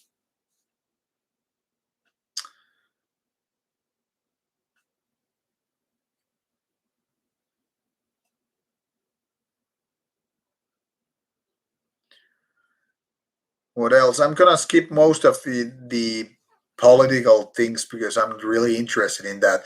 Do I like classic music? Yes and no. I don't really listen to classic music. It's not really my cup of tea. But then again, I like music that is related to classic music, say soundtrack music, movies, games, whatever.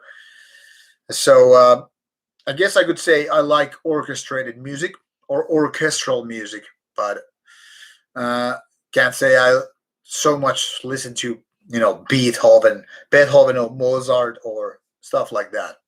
Not really. And one Nocturne is asking the same that many other people asking, like, what happened to the Goat Moon interview? COVID happened to the Goat Moon interview. But the thing is, these guys from Goat Moon, they different in very, very different cities. And doing face-to-face interviews when there are no gigs is kind of a hard because these guys are not in the same place. So it's on the waiting list. Any favorite bands except obvious ones like Marduk and Vatain? Well, first of all, Vatain is not my favorite band, not even close to it. My favorite Swedish bands would be Bathory, definitely number one band. Dissection is quite high. Arcanum would be basically even higher because they made so many good albums. Kraft would be among one of my favorites. Hypocrisy is one of my favorites from Sweden. In general, there are quite a bit of good bands. At the Gates from Sweden is really good. So, and then again, there are bands like Dismember, Entombed, etc. So, Evergrey. I need to mention Evergrey nowadays, coming from Sweden.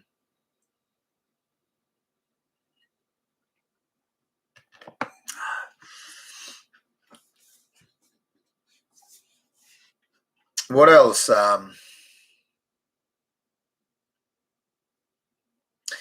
Alex, yes, you're very much right about religion. Now, the thing with religion and faith, This is something that I wanted to discuss so many times, but there's basically no place in Rauta channel. But maybe someday I will open up my thoughts.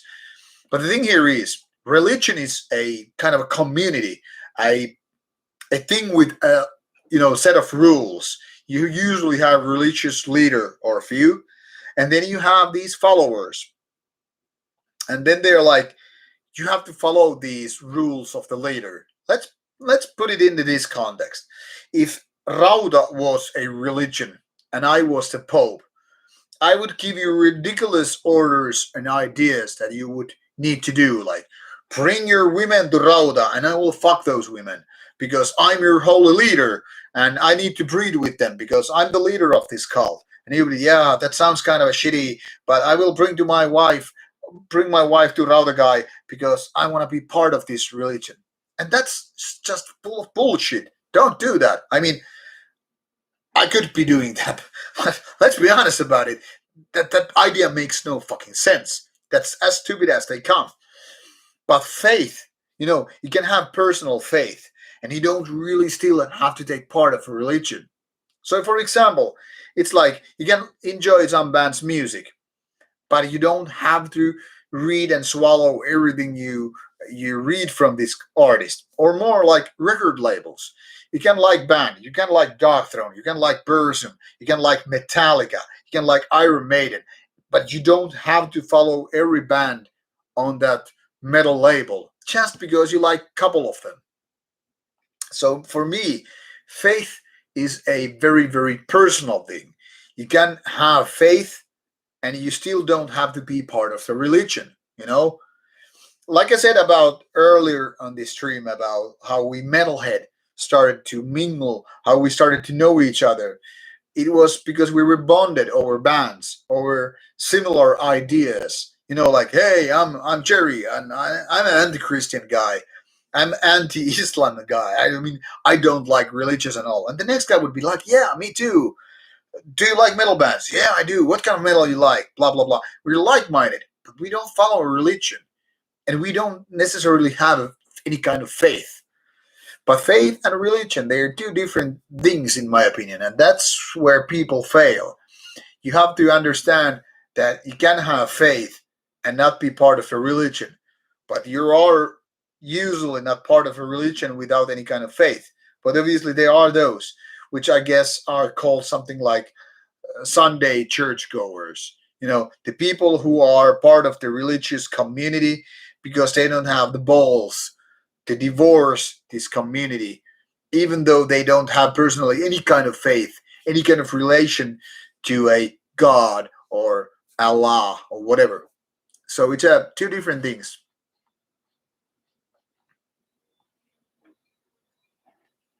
Haven't listened to Hoth Star Wars metal. I know, but I need to know.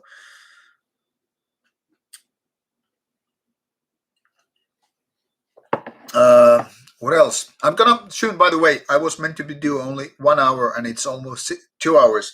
So I'm gonna answer your final questions, and then we're gonna continue on my gaming stream if you want to join, or 1 month later. But I will start quickly going through these comments. Do I know Thai Light? I don't think I know Thai Dying Light, but I don't know if it's the same. What's my favorite album of 2021 so far? There are a couple of candidates. At the moment, it would be Evergrey one, Harakiri for the Sky, and what else? I already put them on my list. And yeah, Valdraur. Valdaudr.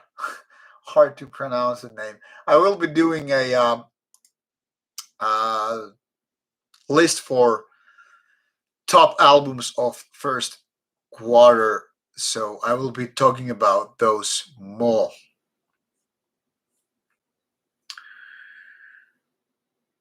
What else? If I could organize my own festival, Rauta Festival, that's been in talks. What kind of festival would it be, and what would I do to make it unique? Now that's an interesting thing because actually some of my Rauta Discord chats and game streams, we'd be discussing this idea, like if there would be a Rauta festival, what it would be. Obviously, it would suit bands according to my taste: death metal, black metal, trash metal, at least these three. And how it would be unique is that I think we would have some kind of panel talks, not just metal bands on stage, but I think there would be more other kind of program, if you will. I wouldn't fit it too much with the bands because sometimes people just want to, you know, chill out, not listen to any band at all. So I guess I would have their, more time between the bands, so that whenever a band plays, there would be more audience versus the usual like there are like three stages like A, B, and C, and bands are all the time, doing, switching from like when A is not playing, there will be B or C, and people are like all the time, you don't even have toilet break or time to eat your food because you're all the time getting to see the bands. Oh, then you're just gonna miss out some of the bands. So I would probably do it a little bit different, but I would have other kind of programs. I think I will have if I was to have this kind of a show, I would probably introduce some kind of panel discussion. I don't know if anybody would be interested, but I would like to do those kind of panel discussion. I would also set up live interview possibilities, which would be videoed on the event and then later on sent for YouTube. But people would be basically witnessing, live interviews done, for example, by me. At least that's something that I would do. What kind of drugs did I take in my lifetime? It's not, if not a secret. I haven't been using many drugs. I think I've used speed only once. I've obviously smoked many times weed in my lifetime, but I'm not an active user. Never been. Um, I've I've tested mushrooms once, and it was the best substance experience ever. But I think that's pretty much of it. I don't think I have tasted, tried any other drugs in my life. Weed, speed, and mushrooms. And speed and mushrooms only once.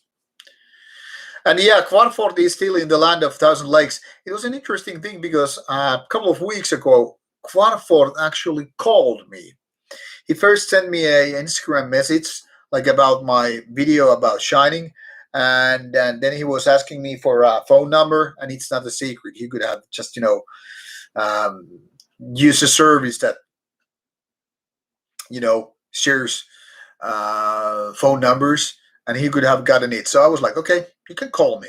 And then he called me like about this shining video, like how I was telling this he's a drug abuser and all that stuff. And and then I got a little bit of flack because I like, hey, how can you say things like that about shining? But it is what it is. And I still say that, like, okay, if you want to do interview someday, I'm totally cool about it. And that would be the rest of the whiskey. But yeah, let's see if shining interview will be done some year. I don't know.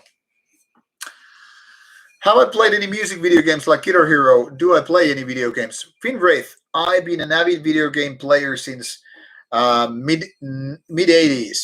I do play a lot. I have Xbox uh, Series X there. I have PS4 here in my living room. I have Xbox One. I have Nintendo Switch. I have Xbox 360. There's a PS3 laying around, and I'm still going to buy PS5. And this PC I'm using, it's actually a gaming computer. So yeah, I'm an avid video game player. I do play a lot of video games, basically as much as I could. I should be playing video games right now, but I'm talking to you, and that's why I also stream them while talking about Rauta-related metal content. So, like after this stream is over, I will be continuing with my Assassin's Creed Valhalla, and I'm gonna start Twitch stream. So in case people want to talk more metal after this stream, it's totally fine because I will be there on my headphones on. And yeah, and I have played Gear Hero games in the past. I think they were lots of fun with people, but it was an era that died. Alex, did I really get you in the battery last year? You owe me a Guinness for that.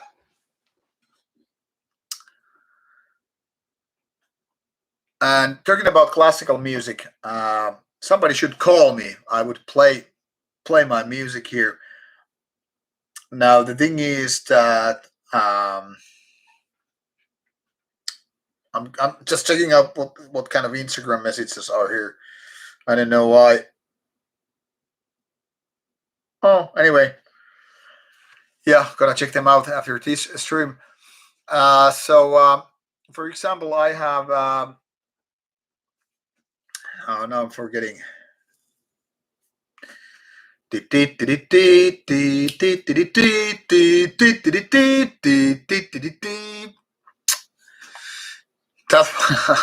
I have as the Flight of the Valkyries. Can't get it, the name in my head. That's in my my ringtone. Yeah, Mörkgröning is a good band. I actually reviewed their latest album not too long time ago, as well as I reviewed their first album as a classic review. Do you listen to any Finnish Swedish bands like Fintroll? Sometimes, and Oceans, it counts. Fintroll as well. Um,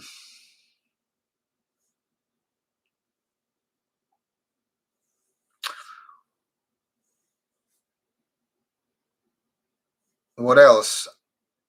All right, Van Nocturne. I hope you have a good evening, and I hope I'm not replying too late. Thanks for being here anyway, and stay strong as well, and stay healthy. Yeah, Kvarfort is definitely acting up. Um, I think he wants to be a rock star, so he should be like that. Alex Rose, what does it mean no more Pope, Cherry? What do I think about Bethlehem? I remember Bethlehem had really, really great vocals. Can't remember the album right now, but musically they were kind of like too much doom for me to like so much. But I remember the vocals were really great. What else? Yes, Waldman. Religion and faith, two different things. And Alex saying about cosmic powers or forces in the universe being the equilibrium. I guess so, we could say. But I think the cosmic is actually void and nihilistic in nature. There is no deeper meaning. Autumn leaves. Thumbs up for 5 hours. If we do 5 hours, you owe me a beer. But no, I'm not gonna go that far. I want to play. Actually, I do want to play. I have been. I mean, I got a new TV this week, and I've been neglecting that TV too much. Today, I was watching Disney Plus and watching an episode of WandaVision, and my mind was blown away. Like how much darker this image is because it's OLED TV. I almost got my dick hard just because of the black. Because I mean, it's not like light black, but it's really black. Black! You know. Anyway, but let's not do 5 hours. What is my take on different formats? What makes me want to own a physical copy on CD versus vinyl tape? I don't want tapes. I don't want cassettes. I think it's very obsolete format. Vinyl CD, pretty much the same thing for me. LP has better when it comes to cover art, but when it actually comes to playability and reading the lyrics, it's pretty much the same. So I would say CD most of the time. There are albums like some battery ones, which are Definitely better on vinyl because of the cover art. But then again, do I really need to worship that cover art on a piece of cardboard? Not really. And Alex, Xbox Series X doesn't support YouTube streaming, so I'm doing the stream on Twitch. And Rup is asking a not music related question. He's spending summer in Turku. Do we have any hidden places I should visit? I think some places should come to my mind. Feel free to poke me about my home city later on, because I was born in Turku. I've lived most of my life in Turku. I should know a thing or two about Turku. I could give you some ideas.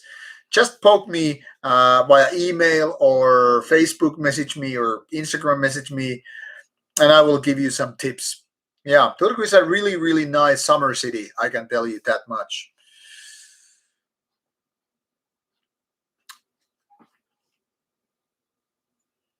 Yes, out to the Goat podcast. Shower is always a good excuse. Thanks for being part of the stream.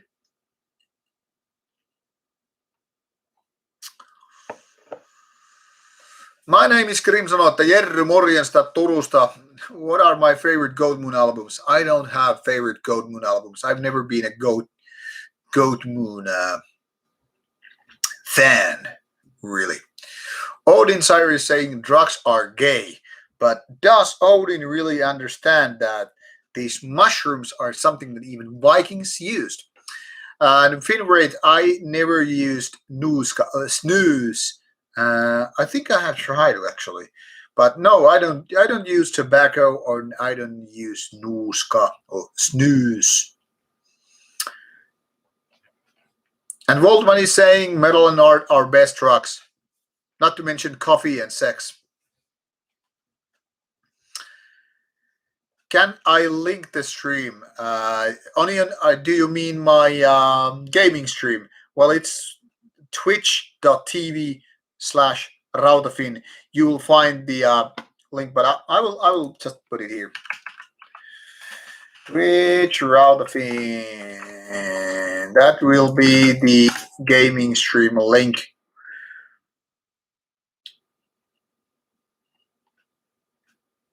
Alex, I'm happy that if I introduced Patrick to you. And Mr. Zapparin also said lifting weights are also the best drugs. Yes, metal, art, lifting weights, coffee, and sex. 5 things according to Cherry's Bible. Yes, Wagner. Thank you, Alex, for Wagner. Wagner. People keep saying Wagner. Yes, thank you very much. And Onion, very, very much welcome to the stream. There you have the links. Yeah, and 4 minutes late. I think it is like 30 minutes late.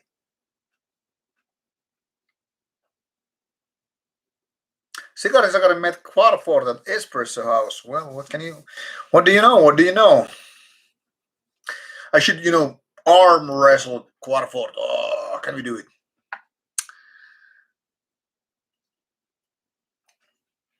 Yeah, Ishimura, I thought that was about finishing Assassin's Creed Valhalla, but it seems like some people say, like, yeah, you can spend easily like 130 hours, and I'm like less than 90 hours in. But I'm not bored with the game, so it doesn't really matter.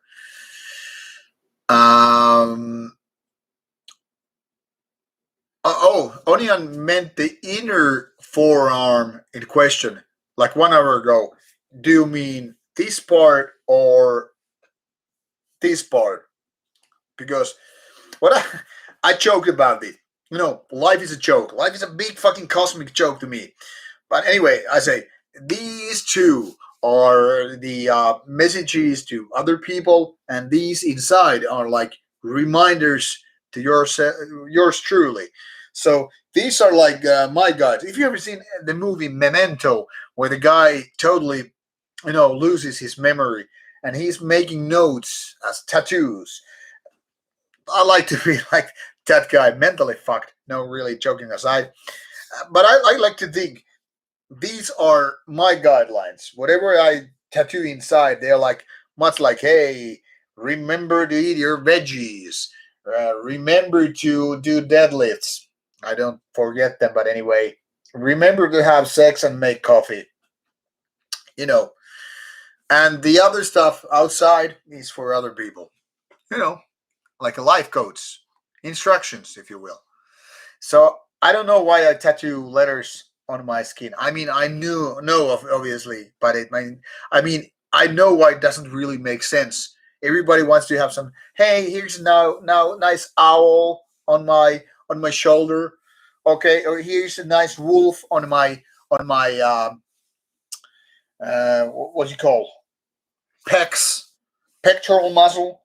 Here's some nice city state name on my abs. It says unscated, unscarred, or fuck you, or eat my dick. Uh, Stuff like that. But I mean, I'm the words guy. I put some words in my skin to just like people like, hey, what does that mean? It's at the dissection logo. What the fuck is that supposed to mean? Instead of putting some nice animals on my skin. Yeah, I know I'm a weird guy sometimes. I don't expect you people to understand my humor. You'd probably understand it way better if we met like in real life. But you have to understand I'm serious and joking at the same time. And it can be quite a disaster to explain. Armando Resendes is saying, unpopular opinion, my favorite Battery album is Hammerheart. Hammerheart is actually the best Battery album. Correcto mundo, Armando.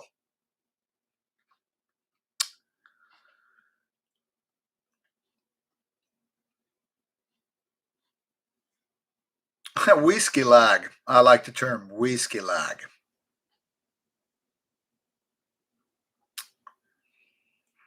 What else?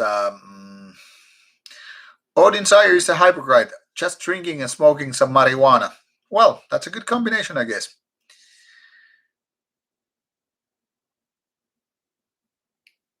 Vinvray, what Nordic country has the best metal?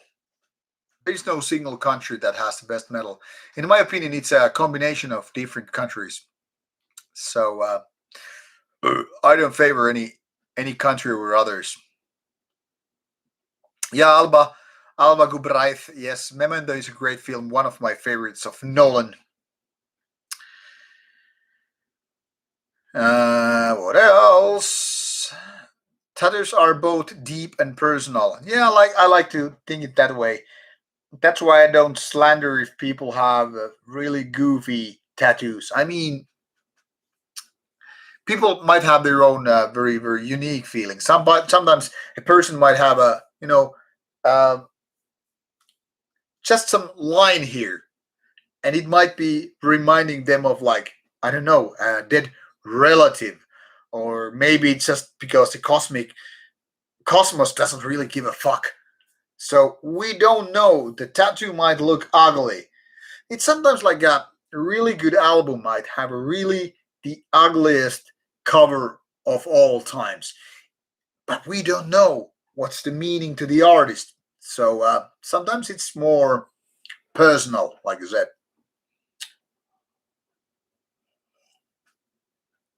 Odin, sir, I got a pass. Thank you so much, brother. Hector Garcia is asking: is Finland cool with Russia, or is the tension between? Is there tensions between them? I think those tensions come and go because after obviously the war between Finland and Russia, we had those tensions for sure. But I think over the years they kind of went away. But given that Russia is a big military power, obviously the tension grows higher when there's a person like Putin in the business.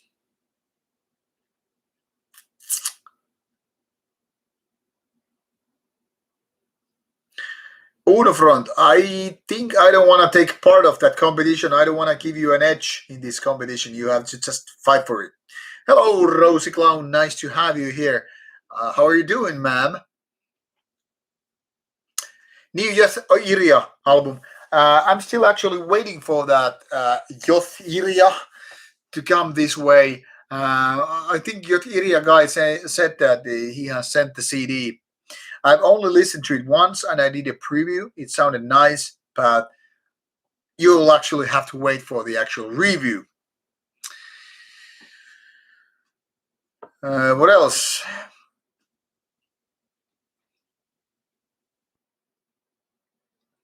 Oh, Onion, we have met, let me guess, in some of those festivals. I think you might mean my cousin Teemu, probably. Was it on a Nordic Metal Cruise? Tuska? Numirok? No, not Numirok. Steelfest, Steel Chaos, whatever. Why the fuck is my volume high up?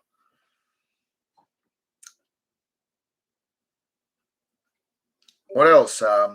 Barcode on the neck. Why not barcode here? I think my favorite tattoo from a video game is where the guy from Grand Theft Auto 5 had this tattoo here. Like, says something like, cut here.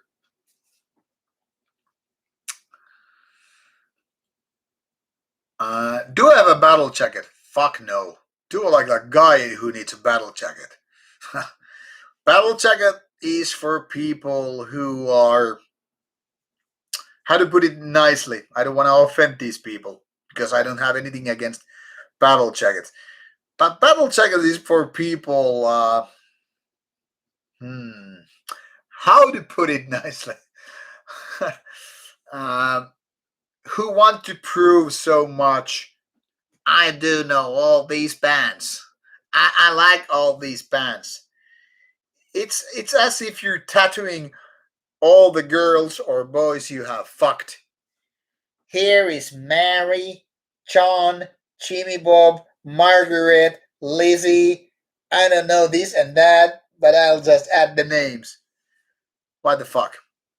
Really? No, I'm the kind of guy who like wears one shirt at a time. I don't want those patches.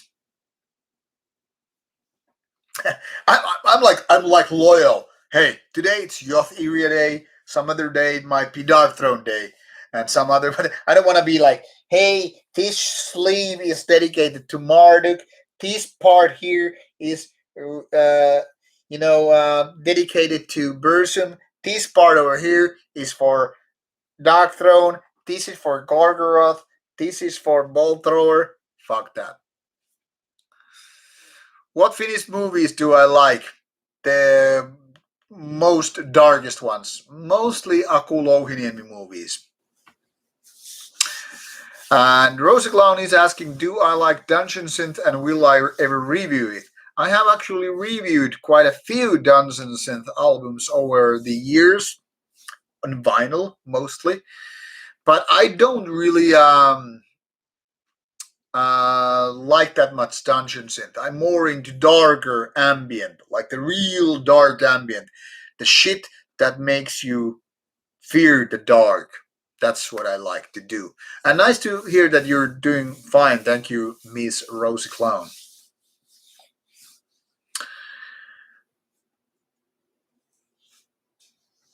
And Finnish people have the fastest reaction times of any European people. That's a peculiar thing. I didn't know about that.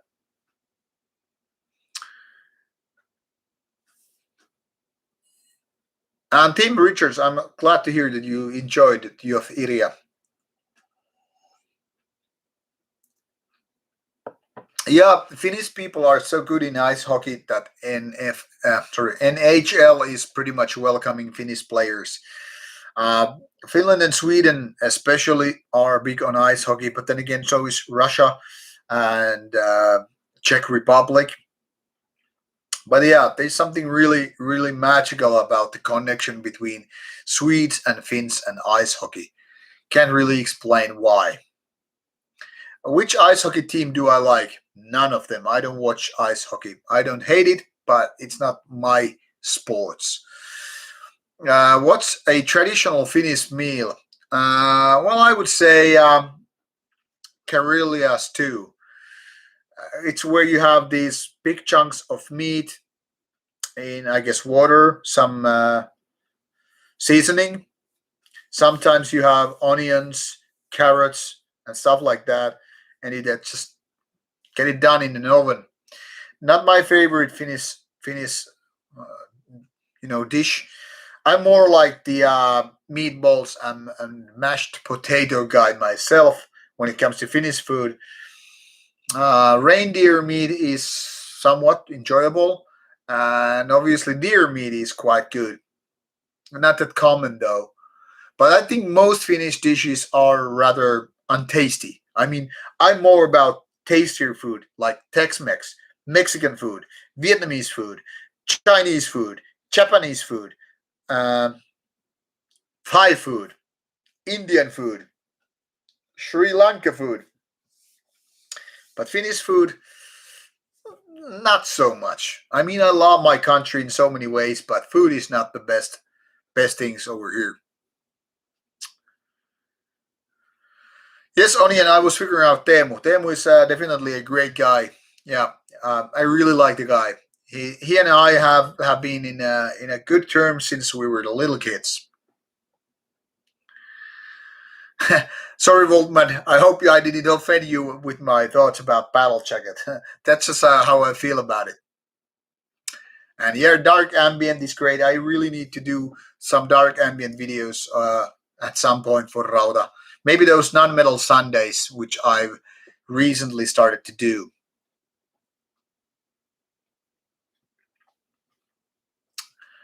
Do I enjoy Martin Scorsese movies? Yes, I do, and a lot. Martin Scorsese is one of actually my favorite directors, especially later years. But I mean, even his early works like Taxi Driver, really good. And Magic 69, by no means, don't stop wearing your battle jackets just because I kind of have problem with that. I mean, if you do enjoy your battle jackets and you feel proud wearing them, that's all that matters, really, right? So, one thing that people should know about me is that doesn't matter how vocal I can be about certain things, doesn't matter how judgmental I can be about things. What I really still want people to do is, be themselves, be honest about it, like have your spine, straight up and represent what you are. You know, it doesn't matter what people like me or the guy next to me or what the Satanic War Master guy or Satyr of Satyricon or whoever calls you or thinks of you. Just be the fuck you want to be and be that person you want to be with pride. Pride and, well, not so much maybe pride, but more about this, you know, uh, I'm searching for a word here. You know, you have to have that kind of a, well, not it's not even honor. You have to have this kind of a self-esteem. You have to be what you are because you cannot be anybody else. You really can't please anybody by being a pleaser. Uh, Integrity. Yes, that's one way to put it, but even more so, honesty. Honesty, that is everything you have. You know, because with lies you can get only as far, and then you're gonna get caught. And nobody wants to be a liar. That's why the term poser, yes, being true is one way to put it. That's why the word poser was put out. Because nobody wants to have a poser around. Because poser is kind of like pleaser. You're trying to please the crowd, but you're unable to because your eyes lie. You can't be really true unless you're honest about it. So you have to be confident. Confidence is probably the word I was looking for most. But yeah, be true to yourself. Be confident for what you are. Whenever you go to a room, I'm gonna stand up, and I'm gonna use this as an excuse to get a beer as well. But you don't want to be this guy who is like kind of a crawling inside, like, "Hey, can I come to this show to see some black metal bands?" You want to be this guy. Fuck you! I'm here to see some bands. If you don't like my style, peace off. No, that doesn't mean you're gonna be impolite. There's no reason to be a douchebag when you can be, confident. You can be honest. You can be very polite and a nice person. That's what I used to be. I used to be. I mean, still, I try to be still these days. So my point is, be confident, be true, be honest. If somebody doesn't like your battle jacket or your face or whatever you're doing, so fucking what? You're not to please those guys. Okay, it's one thing to please a woman or a man because you want to get laid or because you want to get, I don't know, a relationship. But in the end, the amount you try to put in pleasing somebody for the reasons you are not, it's just a fucking waste of time. So that's why I say there's nothing wrong with disagreement. I say some bad shit, and the next guy says it's good. It's all fine. That's where the discussion begins. When I say some album is really good in my reviews, and some person says like Terry, no, you're wrong. That's where the discussion, starts. There's no discussion if I say Slayer is the best band in the world, and the next guy says, yeah, I agree with you, and the next guy, yeah, so much truth. There's no discussion. It's such a circle jerk, nothing else. So whatever I am saying about your battle jacket or your stupid looking pants, in my opinion, nobody should give a fuck. There's this bald-headed guy from Finland. He has lots of opinions, and he's talking too much. So fucking what? It's just an opinion in a sea full of opinions, and that's it. That's where the discussion begins. And now I'm taking a piss, and then I'm getting a beer, and then I'm reading a backlog. So don't bombard the backlog so full. It will take a lot of time. I'll be back in 2 minutes, 3 maybe, if the piss is really big.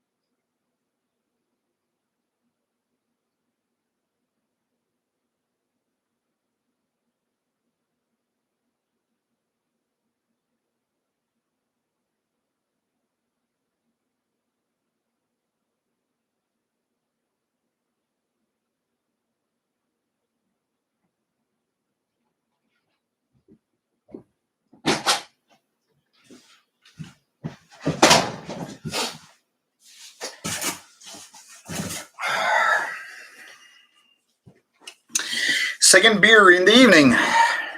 This time having a beer called Clockwork Tangerine. If I remember correctly, this is rather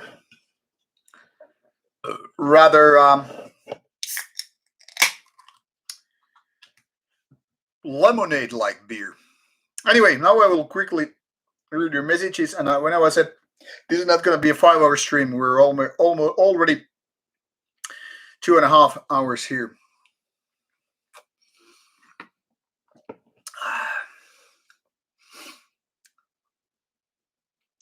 Waldman, yes, I do like dark drone ambient music. Hector Garcia, I think Tampa Bay can win another Super Bowl. Tom Brady played so great. CTC asks, is Sima a thing, a kind of a mead? Yes, it's very much a thing, especially around the 1st of May. Sima is fucking great tasting drink. Unfortunately, it's so seasonal that you barely get any of that except for maybe a month, like 2 weeks before and 2 weeks after 1st of May. So, but it's really great. People should have Sima.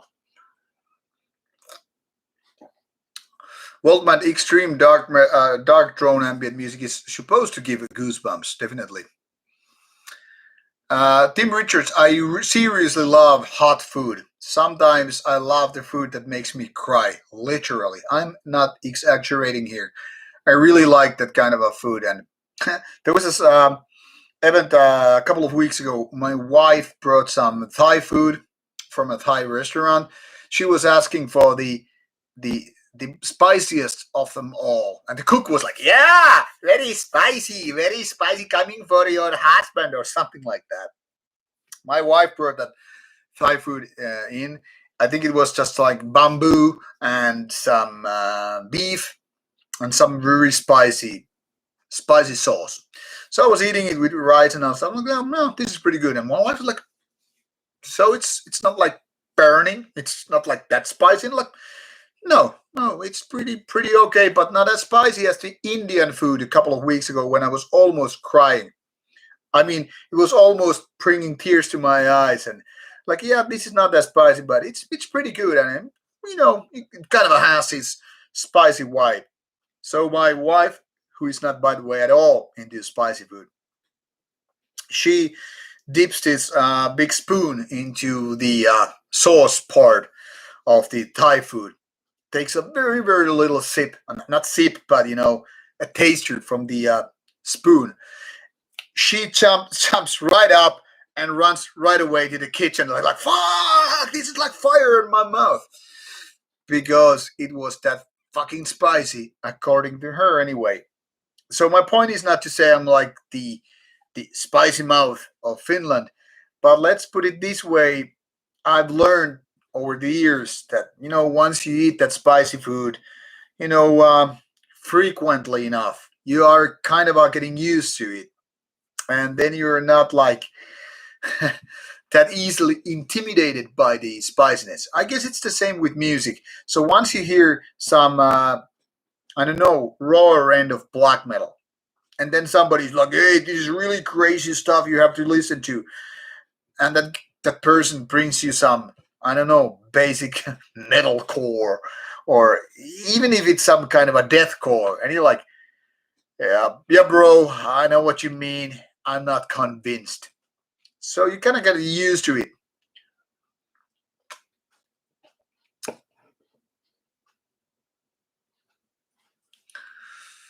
Makkara is the best food, lol. That's a comment of the day. Armando was asking how many band shirts I do have. I haven't been lazy buying recent years any new band shirts because I think I have too many. I would say I have a few dozens. I don't know. It might be 100, but probably less. So I really don't know. I have been lazy to buy any more t-shirts lately, but every now and then I kind of fall for that. Melancholic Fury is asking what's my opinion about Nicholas Quarford. I think he wants to be a rock star, but at the same time he wants to be a black metal head, and you really can't eat the cake and save the cake. Like I said, he called me a couple of weeks ago, and it was a weird one because I don't know if he was annoyed or more like fearful of my things of comments. I don't know. Would be cool to interview Quarford anyway. Any good Finnish film I would recommend? Well, if you have seen Talvisota, you obviously need to see Tuntematon Sotilas, Unknown Soldier. Any version will do. They're all good, just in different eras. Do I like paprikash? I like paprikas. Yeah, I do like paprika. Yes, I probably need to like Mexican pozoles too. I would probably love. When I spent 2 weeks in Mexico a couple of years ago, I fucking loved the place. But people were nice. The food was super good. Weather super fucking nice. I fell in love with Mexico. Yeah, and the ladies gorgeous.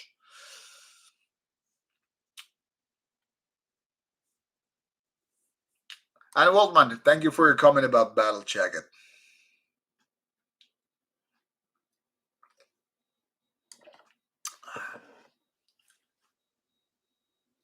Sakaria, I have this bad habit of doing straight up life advice, and I don't I get it. Not everybody wants that. I'm totally cool with that. I'm not saying that people should even listen to me. I'm just saying how I feel about, what life is and all that stuff. Hello, Douglas Coel. Costa Rica. Wow, that is great. Some Latin American presence here, even more. Yeah, and Atanato. Casino is actually very good Scorsese movie. And Dim Richard here, wearing band shirts you don't listen to. That's kind of a peculiar. Now, I must say, I used to have this thing that I cannot have a band shirt unless I have that band's albums. Nowadays, I have a little bit slipped away from that thought because some bands send me, shirts with the albums, which I might not even keep. But then again, I want to keep those shirts as a, part of like memorabilia, because after all, I got these CDs, even if I would later on get rid of those CDs. But I still want to keep to these CDs because I've listened to the band, and I kind of want to keep them close to me. I don't want to sell so many secondhand shirts. But I wouldn't ever buy a shirt just because the shirt is cool and the band is crap. That would feel like I'm dying. I'm lying, lying and dying. Yeah, both.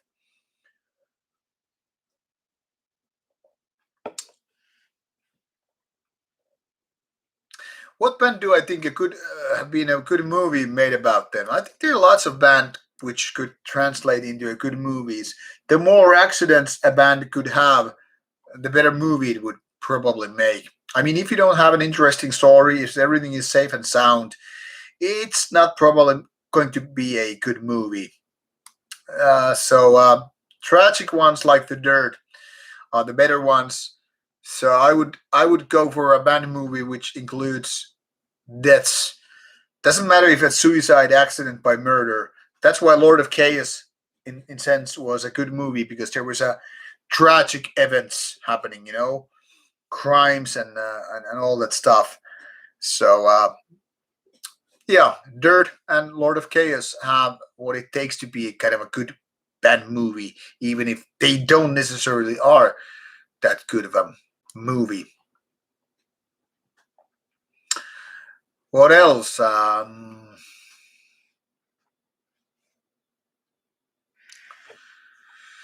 Once again, I'm trying to read the back scroll.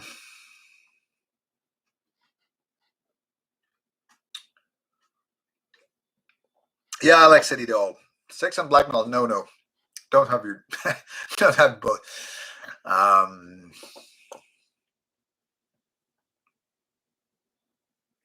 Rosie Clown saying a good comment that that's right. I can only be myself, although I can be called poser because people can believe I like metal, quite small lady, little mouse. Yeah, that's where people have these weird problems. You might not look like a fighter, but you might have that fighter inside of you.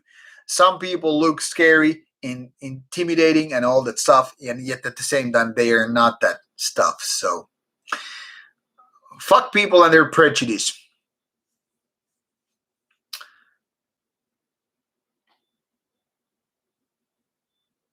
What else?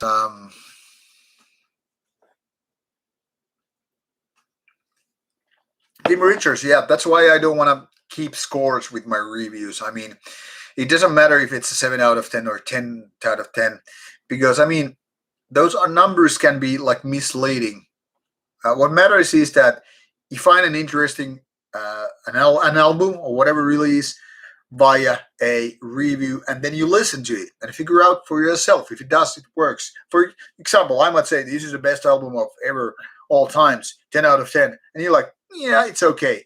Or sometimes vice versa. I say like it's pretty decent, but it's not that good. And for you, it might be the album of the century. So who knows? Going to a club with a Graveland shirt and getting a compliment. Nice shirt. Well, Graveland shirts are nice.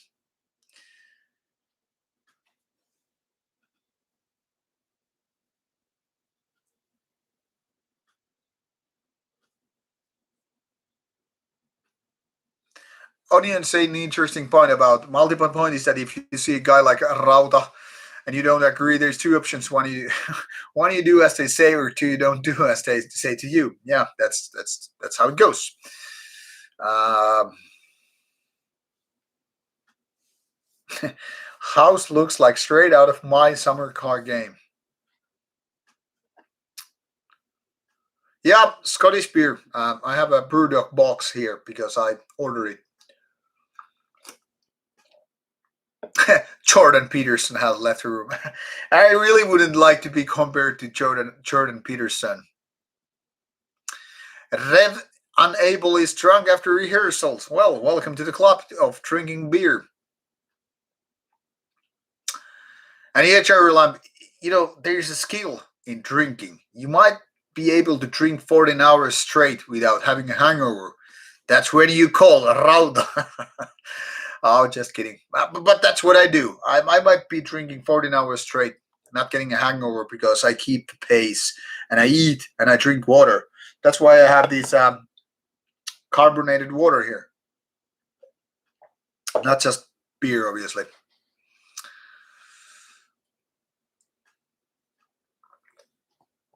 Ryan Richards is asking, what would I say is the most popular style of beer in Finland? Well, yeah, but while I personally like IPAs, and I think everybody should broaden their sense and understanding of beers with IPAs, well, Finnish people drink lager. Finnish people don't drink beer because it's supposed to taste good or special. They drink beer to feel fuzzy. They drink beer to get drunk, to feel life tolerable. So lager is definitely the Finnish thing. And yes, spicy food is an actual cure. That is very much true. What else? Is my wife Finnish? Yeah, very Finnish, but a temperament of a Portuguese one. My favorite Austrian band, I guess it must be Harakiri for the Sky. And my favorite German band, Rammstein, I guess. I do like German black metal bands too, but I guess Rammstein would be over my black metal ones, even trash metal ones. There are not so many German death metal bands I'm a fan of.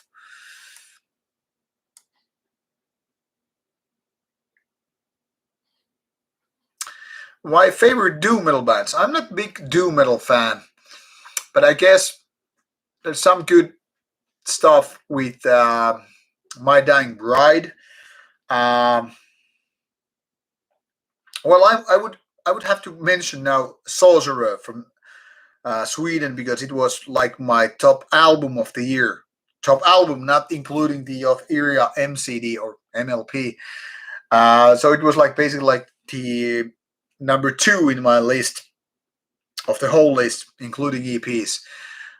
That is, but it's kind of a combination of heavy metal and doom metal. So I don't know if it counts as a pure doom metal band. Vilyansky, there is an interesting thing when you ask, like, what do I do when I get spicy shit in the morning after? Now, the thing is, not every food, not every spicy food works the same way when it goes through your digesting system. Some that burns the way in doesn't burn when it comes out.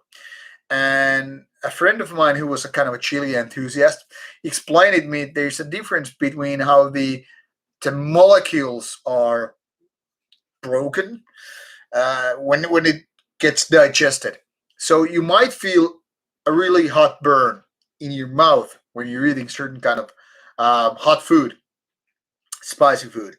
But when it comes out, it might be totally like nothing. You feel nothing.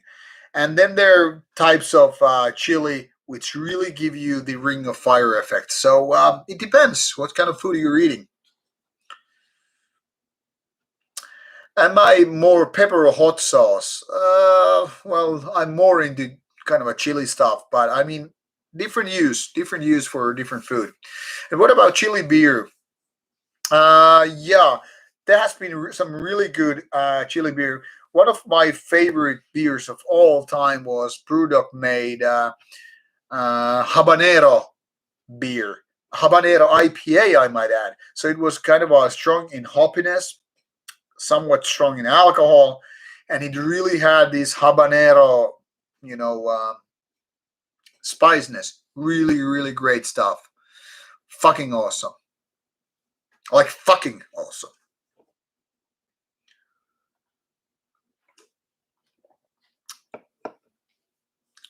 Paholaisen Hillo, yeah, that's good stuff. What was the first band shirt you bought in the genres death metal and black metal? I'm not sure. I really don't. I think Dissection might have been one of the first ones of black metal shirts I've gotten, but can't really remember because it was 1990s. I think my all-time first metal shirt was Metallica in early 90s and late 90s. Fuck, really hard to say. Dog Funeral one was one of my earliest one, and I think I got the Dissection one quite early on, but I cannot really say for sure.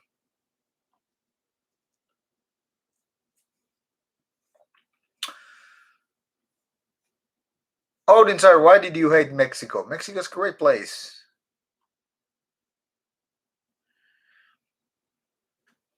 Finrate, I already explained my earlier on what age I gave a really long explanation when what age I started to listen to metal.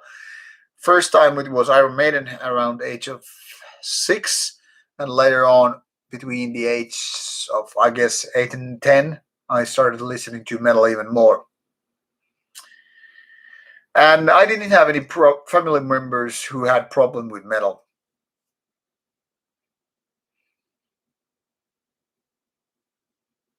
What else? Magic was involved in Talvisdom movie. Well, that's an interesting thing to hear. Finnish woman over Mexican woman? I would say the same quality. I like both.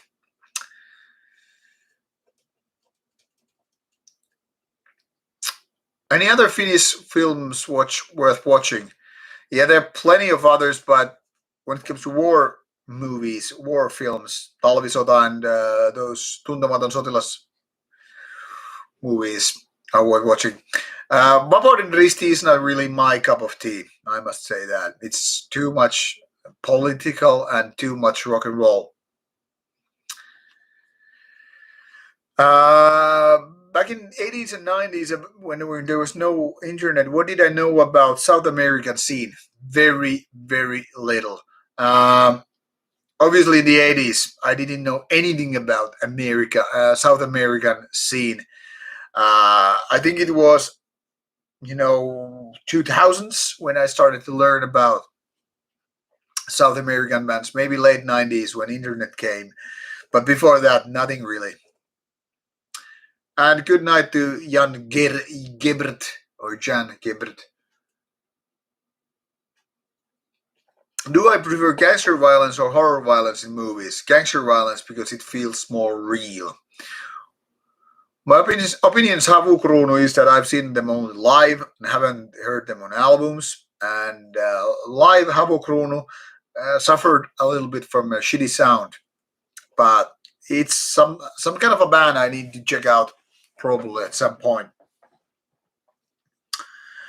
Will I review Arditi someday? Yes, if I get the review copy. I heard some Arditi along the years, but I don't have any copies of that band. German lager is the best. Fuck ain't.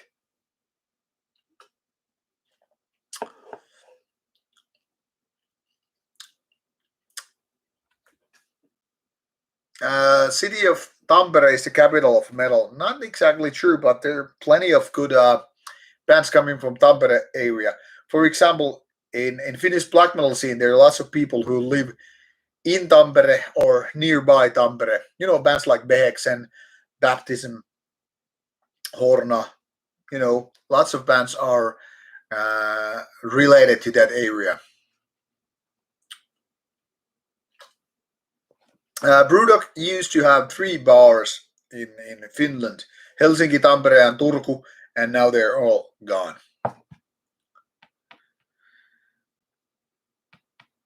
The seeker is asking my favorite wisecracks I have made.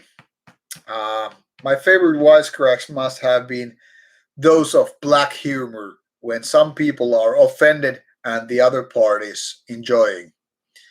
So yeah, the jokes that divide people into 2 different groups are my favorites. So Odin Sire, where are you from? If you don't, you're American. Which part from America you are from? What my favorite band with a female singer? That's a good question because I don't know. Like coming from my mind, which band with a female singer would be my favorite? I don't think it's Nightwish.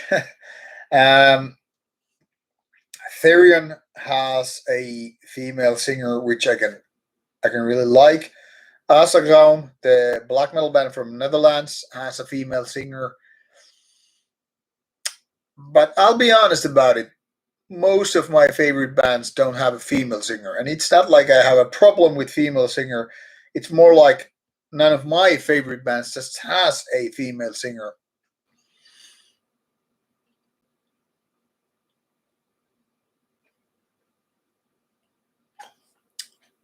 South and Central America are filth. Well, sometimes filth is really good. Best shot: 2 centiliters of tequila and 2 centiliters of Tabasco with 1 sip. All right, Uno Front. Buy me the drink one day and I'll take it. Onion, LOL denied you playing LOL, so you're back in the stream. I feel sorry for you. Rosikline, yes, I've known Christina on Behex and Base for a long time. She's a really great person, really cute, smart, and artistically talented. Nice one. Yeah, she's a gorgeous creature. I have visited her place one day. I actually tried asking her on a date some 10 plus years ago.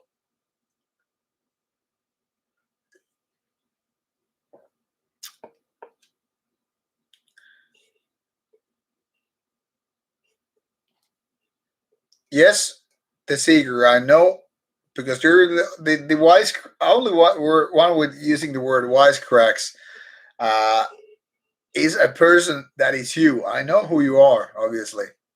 Oh, these are Pennsylvania. All right. Uh, you have these. What the fuck they're called? These Philadelphia cheesesteaks.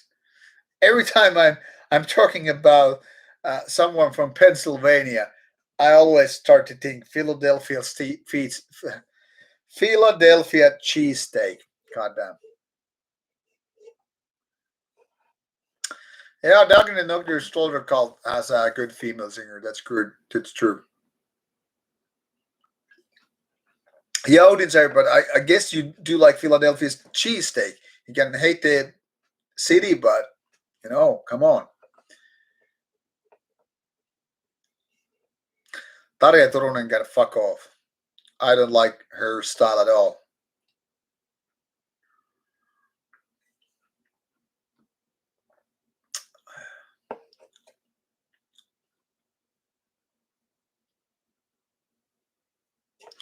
Nightshade and Nightwish, almost the same band. I mean, Magic 69. I look like Tarja Turunen, right? What is the most controversial band I know? That is a really good question, once again, because that's kind of where you draw the line. Now, it would be easy to say that some of the most controversial bands I do know are Nsbn bands, But then again, I don't know if they are that controversial. I mean, after all, they're just pretty much what they are. Um, in so many ways, I think Nargaroth is a good example of very, very controversial band because there are lots of rumors, weird shit going on with the band, and some people just adore the music, but find the band a little bit troublesome because it's not like, hey, this band is cool and they have this cool history. Just I don't know, let's listen to that. So when you have bands like that creating this controversy, that's when you have a really controversial band as well. If I had the task of introducing black metal for someone who'd never listened to it before, where would you start? I say, go listen to some Metallica, go listen to Iron Maiden, go listen to Black Sabbath, and we'll speak when you have done basic lessons with that. There's actually been an idea with me, I don't know, already 2, 3 years for Rauta channel. I mean, almost since the beginning.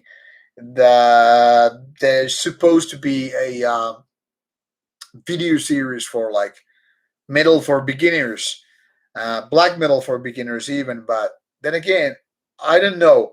I have mixed feelings about it. Now, the thing here is, if I start doing the kind of black metal for beginners, some people might be really annoyed. Like, how come you're giving kids and newbies some tips what to do? Like, you have to be this kind of elite to join the club, so to speak, which is something that I can partially agree. I mean, it's not like this black metal scene needs people who are not ready to do a little bit investigating themselves. Then again, I also think a lot of these would be elitist people are like bunch of pricks and guiding people to certain directions with basic tips. I don't know if there's anything wrong with that. Now, my personal point of view is that, for example, me being strongly anti-religious, I don't need to send people to suck some pope dick in order to find out that, hey, these religious people are like assholes. I could be telling the message, by myself. So in that sense, I don't know why would giving a tip would be a bad idea. That's just me saying it.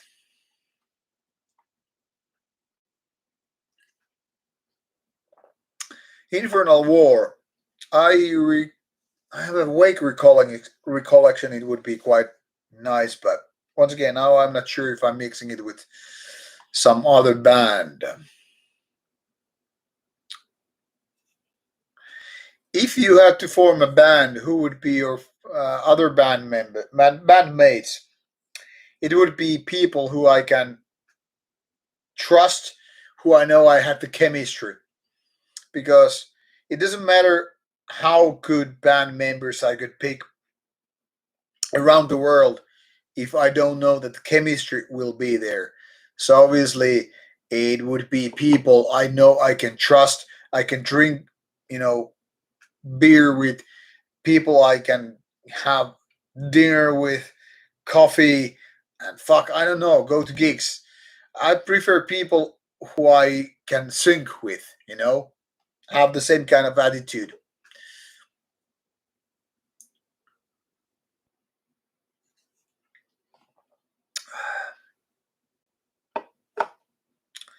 Do I like Zola Jesus? I don't know Zola Jesus. Sorry. Yeah, Onion. I'm like Tarja Turunen as a male version. Yeah, Burzum is also very controversial. That is very true. We have better food than cheesesteaks. Wow, that's the first time I hear that.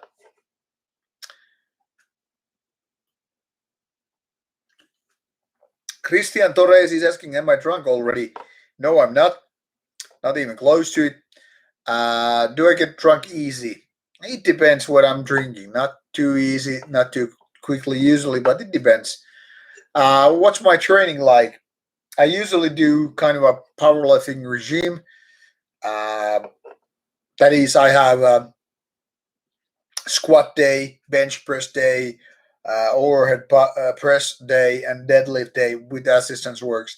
But it depends. Like recently, past few weeks, I've been training more like a bodybuilding type of stuff, not so much powerlifting. But now I'm getting back to powerlifting after this week, actually. So mostly doing powerlifting. That's why I'm not that big. I mean, I'm just, I'm not that big guy. When you see me, you figure out, hey, he's not a big guy. Because it's not like I try to get so much muscle on me. I'm more about interested in the powerlifting scores. And yeah, Magic 69, I don't mean so much as like black metal for dummies, but more like filling the basics in the sense of like which are the most essential bands and for what reason, what kind of bands different countries have. I guess it could be called black metal for dummies. I don't really care. I don't know if anal cant is that controversial really, because I mean it has this kind of a aura of humor and getting over the board so much. So I don't know. I don't think anybody takes that too seriously.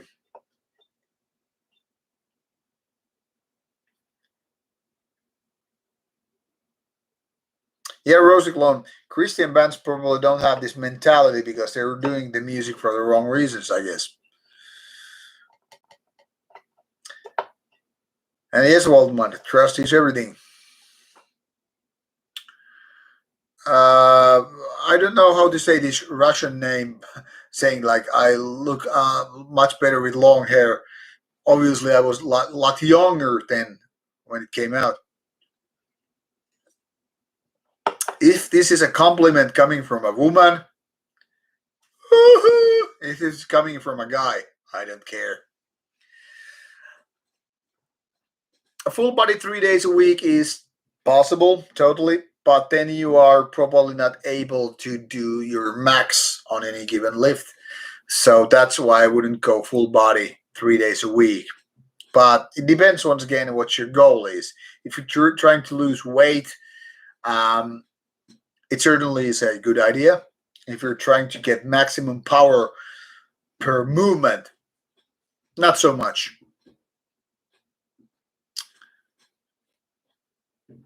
What do I think about annoying black metal vampiric vinyl trend with new coming labels printing a very limited amount of copies and people paying absurd amounts of money for them in Discogs?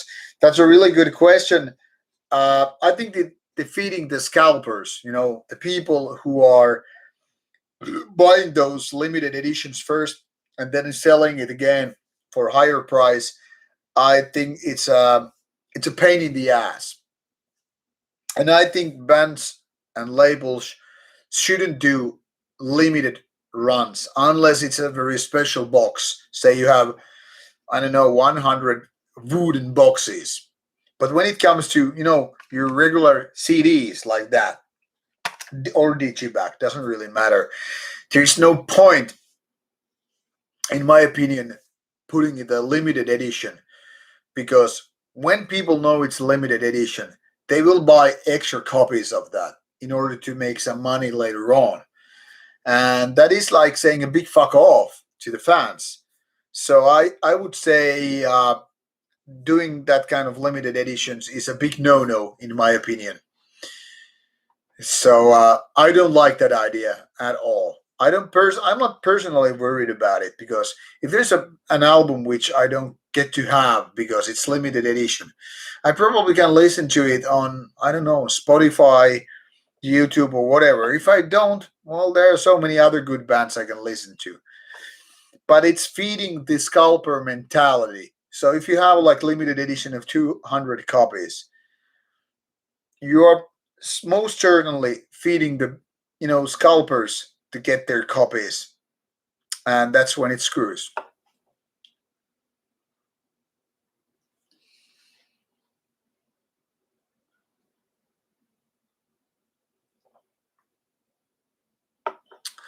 And this Russian person is again saying, I'm looking so much better with long hair. Do I need a hairdo right now? And Robbie's asking, would you like to do your interviews with Finnish bands in Finnish or just keep them in English? Both ways are okay. Now, the thing is, there's nobody to do subtitles. So that's not a good idea to do them in Finnish in that sense. Otherwise, I would obviously do them in Finnish. What about Torso Fuck? There's so many years since I heard the band last time. I don't even remember how the band sounds like. What language does metal sound best at? I don't really know. There's so many ways. It depends on the style. Valar. I'm not sure if I have heard them. I might be mixing them with something else.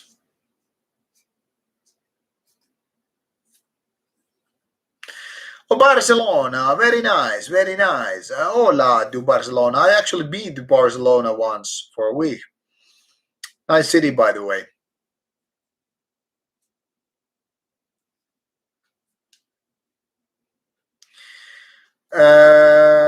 Why would you autumn leaves want to find Cherry with long hair? I think I can post something from my Facebook.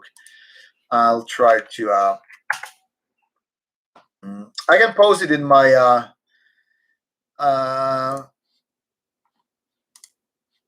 Rauta Discord. I found it quickly one. Let me see if I can tag it right here. No, it doesn't let me post it here. Just go for Rauta's Discord. I will post it on which channel? Let's go with the MNs.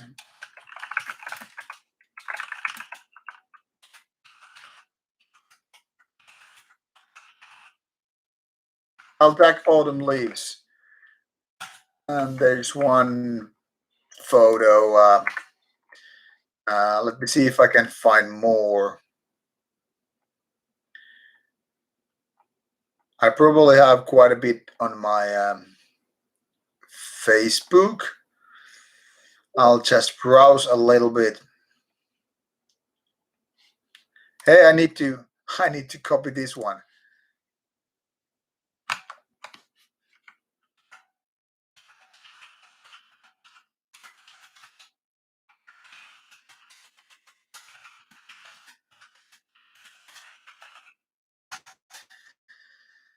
There's one image. That is not with the long hair, though.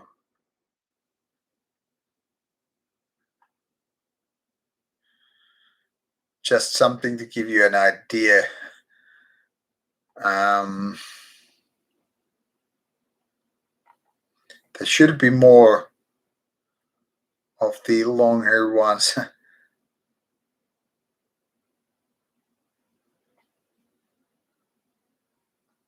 I don't know, man. Probably somewhere.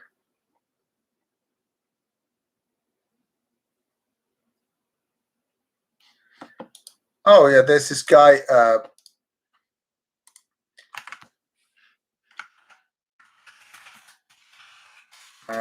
Me and Ethereum guy. And then there's me and Gal.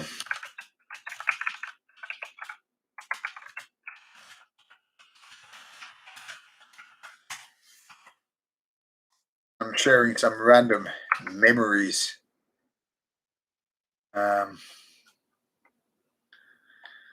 So at least people on Discord can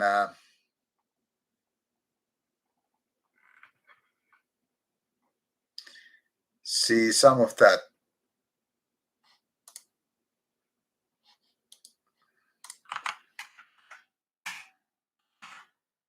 Some of that stuff.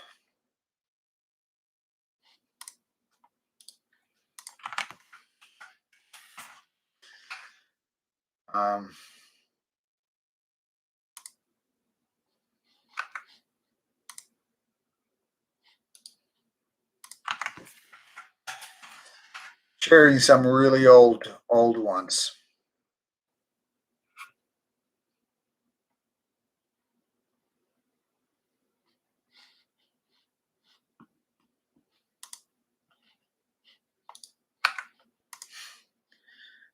These are kind of a goofy images also. If you're not on Rauta's Discord, well, you can blame only yourself.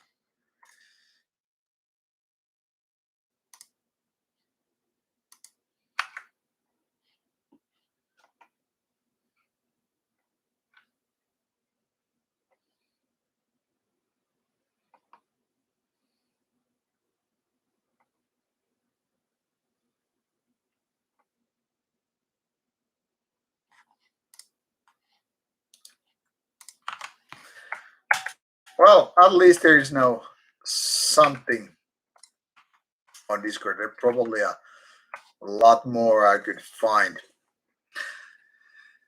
Thank you, CDC, for your donation. Thank you very much. Now you have at least some of those pictures on Rauta's Discord if you people want to see how it looks. There's some images of which are 20 years old and all that stuff. What is or are my favorite extreme metal labels? Now that's a tricky one because it depends whether you're asking my opinion from the band's perspective or whether it's about, as a review guy perspective. It depends, totally different.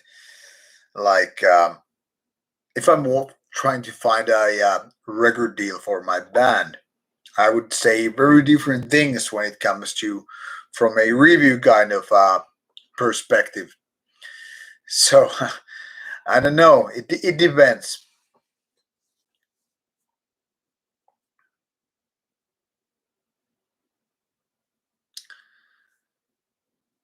Oh, yeah, Samir Ranio bans people who buy his distro items just to sell them on profit on Discogs. Cool policy, cool distro.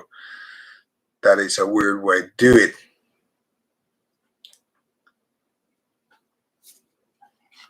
Yeah, and on the documentary of Eternal Flames of Gehenna.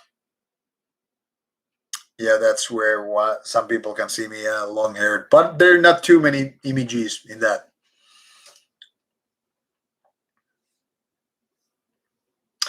Do people you interview struggle with English? Yeah, for example, I tried to do Graveland interview a few years ago at Steelfest, and they wouldn't do it because I was told that Rob Doggan of Graveland is not comfortable enough with English language. So that's why the Graveland interview didn't ever happen. So there are definitely bands who are not comfortable in talking in English.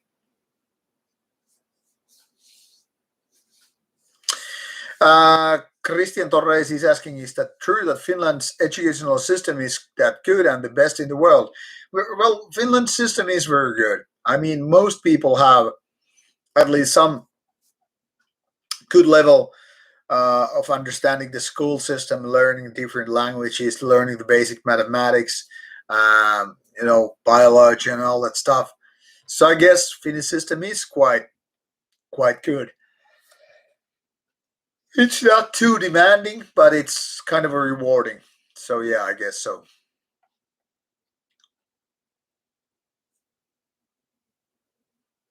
What do you think is the most messed up thing in a metal band has ever associated with like church burnings and in Norway, for example?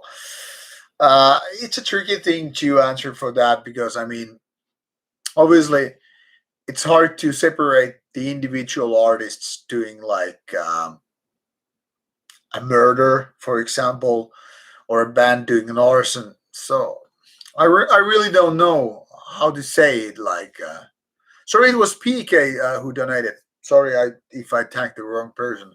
Thank you very much, PK. Anyway, uh, it's hard to say like which is the most messed up thing. In so many ways, it was basically what Weekendness did with, uh, to Euronymous. Not so much because of the arsons, but because of murdering, Euronymous. I think it was really fucked. Mayhem would have been so much better bands without the death of Euronymous. That's kind of a given, in my opinion. But hard to say how things would have gone without, the murder.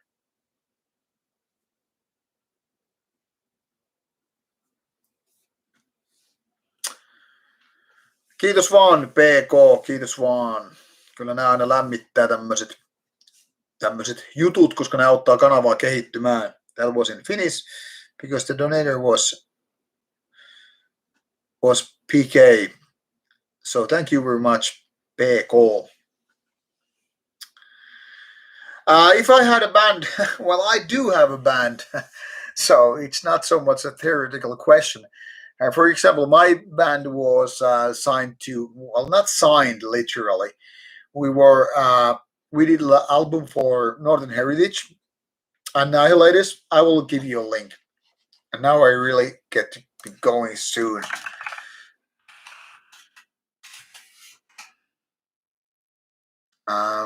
So here's my band.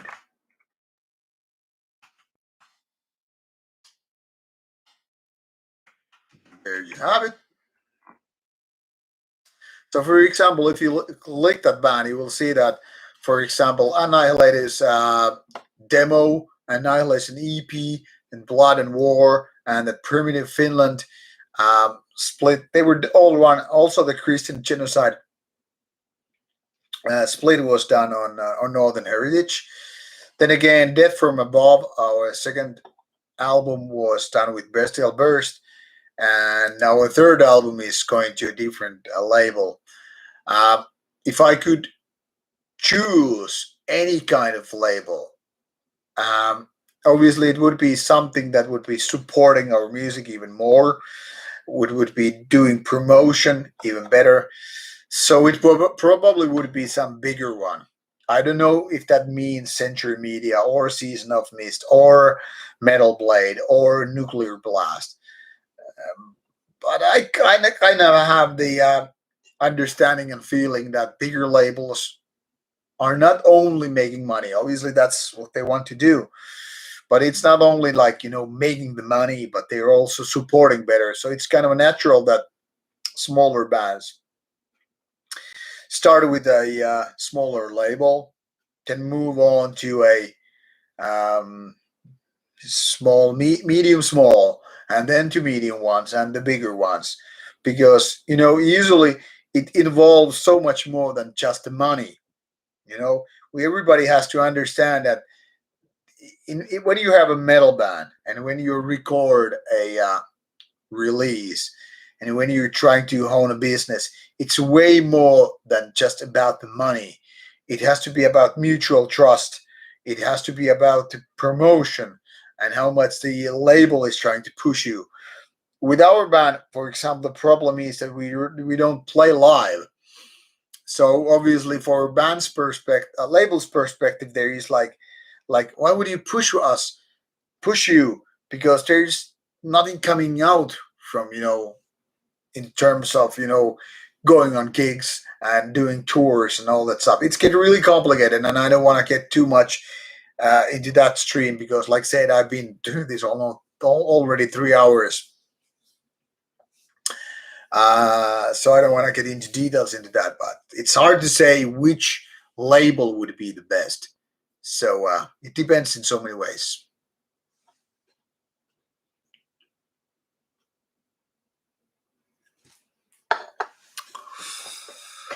What's my opinion about bands who use genuine gore imagery on their album covers? Mainly, do you think that the shock value would attract or turn away people? That's a really good question. And it's hard to say. I think it will turn away some people, obviously, but it will also attract a little bit different people.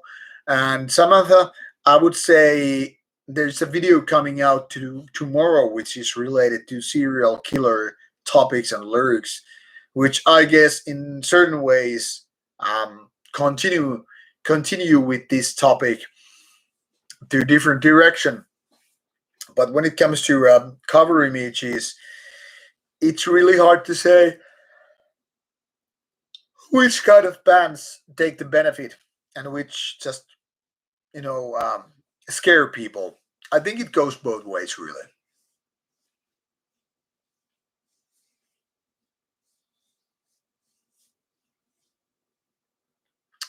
Waldman, no problem. My pleasure once again.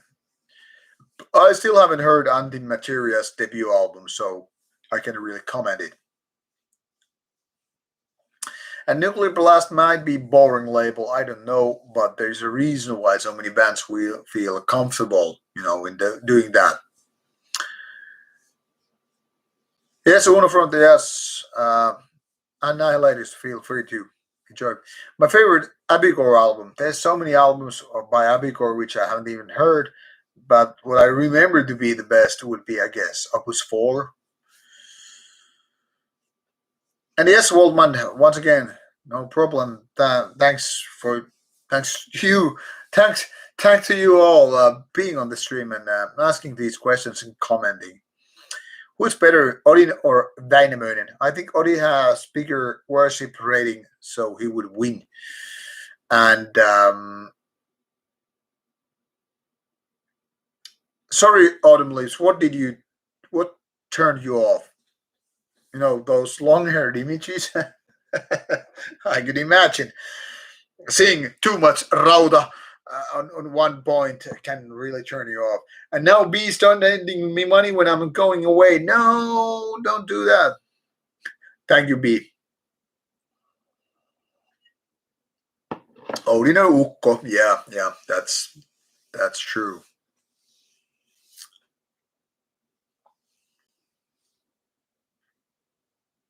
Yes, Rosa Clown, there is a possibility of doing that. The kind of a shock value. That the same applies to Nsbn bands sometimes.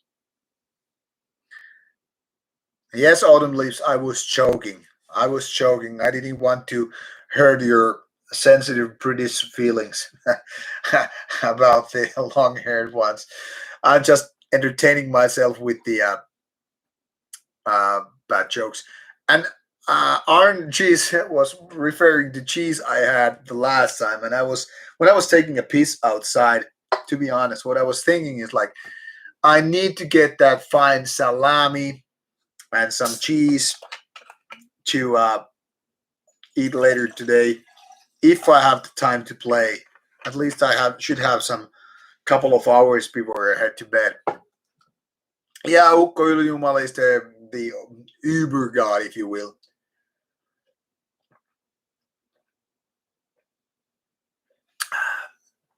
Yeah, Ukko is way too rarely sang about in Finnish albums.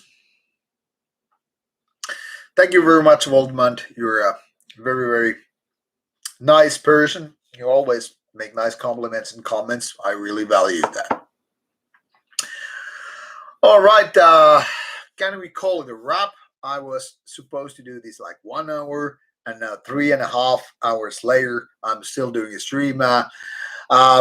Can we continue this later on a game stream, or maybe one month later, the first weekend of April? Maybe we can do it that time. No 2 more hours autumn leaves. No way. No way. I can't be both. I can't be both this time. Not even if people would be showing titties and all. No way. Yeah, I'm not going to sleep yet. I just want to have a little bit gaming time, and I need some message to reply, all that stuff. Thank you for all you people. You are way too engaging. I don't want to complain about it though.